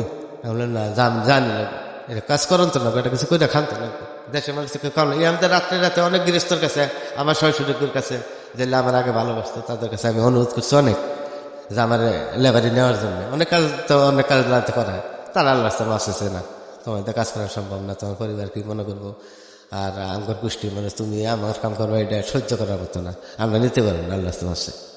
এলাকায় তো কাজ করার কোনো সুযোগই পাই না। পরে প্রথম তারপরের দিন লোকটা ফেরত যায়, যাই পরে আবার নিয়ে আসে। পরের দিন সেই লোকটার সাথে আমি ঢাকা আসি, রামপুরা প্রথম রামপুরা আইসা একটা রিক্সা নে, রাত্রে এসে বলছি, হ্যাঁ রিক্সায় ওঠে আর আমার বলে যে চালাও। তাই আমি চালাইতে থাকি, আমার সামনে শাপলা চত্বর পরে, দুই চক্কর পরে, তারপর কই যে জায়গায় জায়গায় চিনে। এবার রাত্রে আমি চালাইতেছি, দেখাইতেছি আমার জায়গা পরিস্থিতি, ঘুরে ঘুরে রাত 12টা-1টার দিকে আমি বেরিয়ে যাচ্ছিলাম। পরের দিন আমার বললো যে তুমি এক কাজ করবা, শুধু রামপুরা টিভি সেন্টার আবা আর মৌসাক যাবা, 3 টাকা ভাড়া, তখন আর কোনো জায়গায় যাওয়ার তোমার দরকার নেই। মানে রিক্সাও চালানো? হ্যাঁ, এই তো রিক্সা চালানো শুরু করলাম। তো রামপুরার থেকে আমি যাই মৌসাক, আর কোনো দিকেই না, মৌসাক দাঁড়াই থেকে মৌসাক থেকে আবার 3 টাকা নিয়ে আসি রামপুরা। হয় ও লন্ডনটা হি নয় করবো রামপুরা যায়, আর কোনো দিকে না, সাহস পাই না, ভয় কোন দিকে কমে যাবো, আর কোনো খাইবি না। এইবার করে করে করে 7 দিন করে থাকে, কিছু কিছু পয়সা নিয়ে যায়, আর চলতে পারি না, খাইতে পারি না, এনে মেসেরা রান্ধে ভাতের গন্ধে এলার খাইতে পারি না, মুড়ি খেয়ে থাকতে থাকতে পেট সবসময় খারাপ থাকতো, সবসময় পেট নষ্ট হয়ে থাকতো, পেট নামতো সবসময়। তো মুড়ি খাইতাম, থাকতাম, এইভাবে জীবন চলতে চলতে চলতে চলতে একদিন বড় চাষির সাথে বাড়িতে, আমার সাথে বড় চাষি একদিন রাত্রে আমার দেখা করতে গেছে আমার কাছে। রাত্রে দেখা করার যে কইতেছে যে গরিবের হাত ধরছে বাবা, ছাইরো না, আমি আসছি তোমার কাছে। আমি বললাম জীবনও ছাড়বো না, আমি তোমার সাপোর্ট করবো। তখন আমি মধুপুর আসছি একটা বাজারে এসে, বাজার থেকে জামালপুর রোডে আমি কেন যেন হাঁটতে আসছি, ওখানে একটা পেট্রোল পাম্প আছে। তো পেট্রোল পাম্পে একটা লোকের সাথে আমার পরিচয় হইলো, আগে আমি চিনতাম, ওই লোকটার সাথে দেখা। হ্যাঁ লোকটা জানে যে আমি গরিবের মেয়ে বিয়ে করছি, হ্যাঁ লোকটা আমার পছন্দ, এই তুমি বলে বিয়ে করছো আমাকে, হেঁটেই বলে বিয়ে করছো, আমরা হাও করছি, আর কি করে বাঁচলো। আমি তার জিগেলাম যে তোমার এই পেট্রোল পাম্প আর চাকরি নিয়ে দেন যাবো। কয় যায় রে পাগল, তোমার যে বড় চাষি আছে, তোমার বড় চাষির ভাই দিতে পাম আছে, তুমি হেনে চেষ্টা করলে পারো। এই তো সেদিন আমার মনে হইলো যে হ্যাঁ হ্যাঁ, এইটা তো আমার জীবনে এতদিনে তো এত বছরে তো আমার এটা মনে নেই যে আমার বড় চাষি মামা তো ভাইয়ের পাম আছে। চাষিরে বললাম, চাষি আপনার তো ভাইয়ের যে পাম আছে, মামা তো ভাই, ওই পাম্প আমার চাকরি নিয়ে দেন। এতদিন মনে করিস নাকি, এত বছর মনে করিস না, এক্ষুনি আমি যাইতেছি। সাথে সাথে বুবু আমার বড় চাষি বোরকা পরে, ওইটা রাত্রে আসলে পর সে মালিকরে বলে, কয় যে না, হ্যাঁ না করে বসে, কই যা যা তো আপনি করে গোষ্ঠী ফকির মেয়ে বিয়ে করছে, গরিবের মেয়ে বিয়ে করছে, এই জন্য কাজ দিবেন? হ্যাঁ, এটা বুঝছি। আপনি কি কন, ও তো খারাপ, হয়তো খারাপ না, কি আর খারাপ, কোন লোভ লালস হয়ে গেছে, এটা গরিব হ্যাঁ মানুষ না, বিয়ে করছে কোন স্বার্থ দেখছে, বরং তো বাপের সব কিছু ত্যাগ করছে। তো ওই তো প্রকৃত মানুষ, তো চাকরি জানে কথা, তুই চাকরি দিবি, আমি বলছি তুই চাকরি দিবি, তাহলে হাবড়া করে নিয়ে আমি মনে আছে বলে গেছে, না ঠিক আছে আপনি কেছেন আমি চাকরি দিবি। ওর গোষ্ঠীর থেকে তো আর কিছু করবো না, কয় না কিছুই করবো না, কতদিন চলতেছে, এরা কত কষ্ট করতেছে, এটা চাকরি দিই। তো পরে ঠিক আছে কালকে পাঠিয়ে দেন। এই তো আমার চাকরি হইলো, এই তো জীবন যুদ্ধ শুরু হইলো, আবার নতুন করে এই তো চাকরি হইলো। এখন খাবার নাই ঘরে, কত কষ্ট কইরা এই চাকরি করা শুরু করলাম, সকাল 8টার থেকে রাত 10টা পর্যন্ত, একটা না কাজ। 1000 টাকা প্রথম মাসে বেতন পাইলাম, 1000 টাকা বেতন পাইয়া এই তো 200 টাকা ওর থেকে সঞ্চয় করলাম, এই তো জীবনে শুরু করলাম। আপনি বললাম দেখো এই 800 টাকা জীবনে প্রথম, 1000 টাকা জীবনে প্রথম তখন আমার হাতে। ঢাকাতে তখন আপনি? না, তাহলে এটা কোথায়? দেশের কোথায়? মধুপুরে। ওখানে বসে পেট্রোল পাম্পে কাজ করতেন? হ্যাঁ, বাড়ির থেকে বড় চাষি নিয়ে দিল, ওইটা বড় চাষি নিয়ে দিল 1 মাসে। এটা কিন্তু রিক্সা চালানোর পরে, কত কাজ করার পরে, 9 মাস খেতা শিলানির পরে, কত কিছুর পরে, আমাদের বিবাহিত জীবন আমার কাছে 4-5 বছর, এতদিনে 10 পয়সা সঞ্চয় করতে পারি না, 1 টাকা দিতে পারি না, একটা জামাও তাহলে দিতে পারি না। কোনোদিন কোনো সমস্যা হয়নি সংসার জীবনে? না, সমস্যা নেই, আমরা দুজনের মধ্যে কত অনেক বছরের সংসার জীবন আপনাদের? এখন হ্যাঁ? 26 বছর। তো 26 বছরের জীবনে পাইছেন বাবা বেঁচে আছে? হ্যাঁ, না, বাবা বেঁচে নেই। মা বেঁচে আছে? হ্যাঁ, মা আছে এখন আছে। জমি জাতি কিছু পেয়েছেন, দিয়েছে না, আপনাদেরকে? না, দেয় নাই? না, আপনি কি করেছেন এই 26 বছরে? কি অনেক করছেন? কিছু করাইছে কি আল্লাহ। করছেন আপনি? সবই করছি, আর আমার সংসারে অনেক কিছুই আছে। কি রকম? সচ্ছলতা। জমি টমি কিনতে পারছেন? না, জমি কিনি নাই, জমি কিন্তু ভোগ রাখছে অনেক। আচ্ছা, মানে বর্গা রেখেছেন নিজের কাছে, হ্যাঁ, মানে বন্ধক হিসেবে নিচ্ছি শুধু। বন্ধক হিসেবে নিচ্ছেন। আপনার ছেলে মেয়ে কয়জন? এক ছেলে এক মেয়ে। তো সংসার জীবনে সুখী আপনি আপনার ওয়াইফের সাথে? অবশ্যই আমার জীবনে হ্যার ছাড়া আর আমার জন্য কিছু না। বাড়ি ঘর করতে পারছেন? হ্যাঁ, বাড়ি ঘর করছি আল্লাহ। নিজের এলাকাতে? বর্তমান বাড়ি ভিটে গেছি, বাপের ভিটে গেছি বর্তমান। আচ্ছা, আচ্ছা। যদিও জমি আমার নেই, জমি পরে আরো কাহিনী আছে এর মধ্যে। ওই কাহিনী অনেক আছে আমি জানি, কিন্তু কাহিনীর জায়গাটা আমি সংক্ষিপ্ত করে না, জমিটা নিয়ে গেছে পরে, মা সব নিয়ে গেছে, বাড়ি ভিটে সব নিয়ে নেই পরে। না, সেটা নেই, সমস্যা নেই। আমার কথা হচ্ছে যে, মাই তো নিয়েছে, হ্যাঁ, যাই হোক, মাই ওই নিয়েছে, জায়গাটা হ্যাঁ, কমপ্লেন নাই বার করি। কিন্তু এই যে আপনি ছোটবেলা থেকে জেদ করা বা আপনার সাথে একটা অবিচার করা হয়েছে, সবকিছু মিলায় আপনি যে জীবনটা বেছে নিলেন, এটা তো একটা সুখের জীবনই পাইলেন শেষ আমি পর্যন্ত। অবশ্যই শুধু অন্তত এই যে আপনাদের দুজনের যে সম্পর্ক, মানে আপনি যে মেয়েটাকে ভালোবাসছেন, ডালিয়া আপনার স্ত্রী, চমৎকার একটা সংসার জীবন পেয়েছেন। ও অত সুন্দর যে ওর স্যার আমি এক মুহূর্ত চলে আমার অসল দুনিয়া অন্ধকার আমার। স্যার আমি একদিনে বাঁচতে পারবি না। কেন বললেন আজকে এই জীবন গল্পটা আপনি কেন বললেন লাখ লাখ মানুষের কাছে? আমি গল্পটা মূলত বলা যে এই যে আমি আজও বুঝলাম না আসলে আমি ভুল করলাম না ন্যায় না অন্যায় করলাম। আমি যে এই যে জিত করলাম ছোট থেকে, এই যে এত ত্যাগ করলাম, এত কষ্ট করলাম, এই যে ভুলই করলাম না ন্যায় করলাম না অন্যায় করলাম, আমি আজও বুঝতে পারলাম। কিছু কিছু জায়গাতে আসলে প্রশ্ন কিছু জায়গাতে আসলে জাস্টিফিকেশনের জায়গায় যাওয়ার কোনো সুযোগ নাই। প্রথম কথা হচ্ছে সে আপনার মা, জন্মদাত্রী মা, সুতরাং মার সাথে ভুল শুদ্ধের হিসাব নাই, এটা হচ্ছে বিষয়। কখনো শোধ করতে পারবো শোধ করতে পারবেন না। জন্ম আপনাকে পেটে ধরছে, 10 মাস কষ্ট করছে, এটাই সারা জীবন শোধ করার মতো না। আরো কত কিন্তু আপনি যে আরেকটা মেয়ের প্রতি যে পরিমাণ কমিটেড ছিলেন, যে পরিমাণ মানে স্নেহ দিয়েছেন, ভালোবাসা দিয়েছেন, সংসার করেছেন, করছেন এখনো প্রায় 2 যুগেরও বেশি সময় ধরে, এই জায়গাটায় আপনি কোনো ভুল করেননি। এই জায়গাটায় আপনি অবশ্যই নীতিবান মানুষ ছিলেন। এই জায়গাটায় আপনার শ্রদ্ধা পাওয়ার মতো। সহজ সরল একটা জীবন। আমরা আজকে যে কথাটা বলতে পারি প্রিয় শ্রোতা, আজকের এই জীবন গল্পটা উনি যখন জীবন গল্প বলছিলেন পান খাচ্ছিলেন একটু পর পর, তো আমি খুব মনোযোগ দিয়ে শুনছিলাম। সহজ সরল একটা জীবন, খাতায় লিখে ফেলার মতো একটা জীবন, আপস অ্যান্ড ডাউন তেমন একটা নাই, কিন্তু অন্যরকম হিরোইজম আছে। একেবারে প্রান্তিক পর্যায়ের একজন মানুষ, কিন্তু নিজেকে কম্প্রোমাইজ না করার মতো যে হিরোইজম, সেটা আছে তার জীবন গল্পে। কিছুই শেখার আছে কি এই জায়গাটি থেকে? হ্যাঁ, একটা শেখার জিনিস অবশ্যই আছে, সেটা হলো আগাগোড়ায় তিনি গরিব বান্ধব একজন মানুষ ছিলেন। গরিব বান্ধব মানে আপনাকে গরিব বান্ধব হতে হলে যে প্রচুর পয়সাওয়ালা হতে হবে বিষয়টা এরকম না, বড়লোক না হয়েও গরিব হতে পারেন। উনি আসলে নিজের জায়গাটা বুঝেছেন। উনি একটা চমৎকার কথা বলেছেন যে কিভাবে একটা মানুষ সুখী হয়, কিভাবে একটা মানুষ খুশি হয়। কালকে সকালবেলা খাবার ভাত নাই, অথচ এই মানুষটা প্রচণ্ড রকম সুখে আছে, তাহলে এই মানুষটাকে সাথেই আমাকে মিশতে হবে।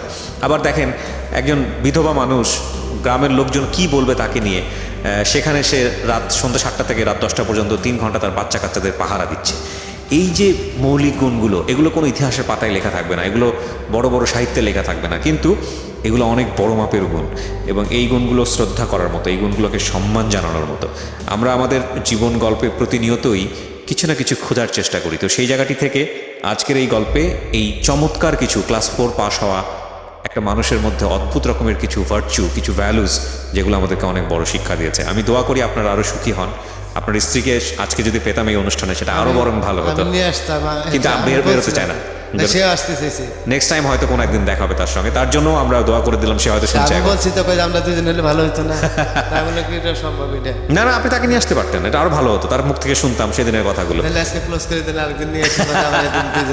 না, আমরা আরেকদিন শুনবো আপনার গল্প। ঠিক আছে, অনেক ধন্যবাদ প্রিয় শ্রোতা। শেষ হচ্ছে আজকের এই জীবন গল্প। আপনারা অনেক ভালো থাকুন। এই সহজ সরল মানুষগুলোই আমাদের দেশটাকে এগিয়ে নিচ্ছে, তাদের সুন্দর জীবনগুলো আমাদের কাছে অনেক বড় পাথেয় হোক। অনেক অনেক ধন্যবাদ। আজকের মতো শুভরাত্রি।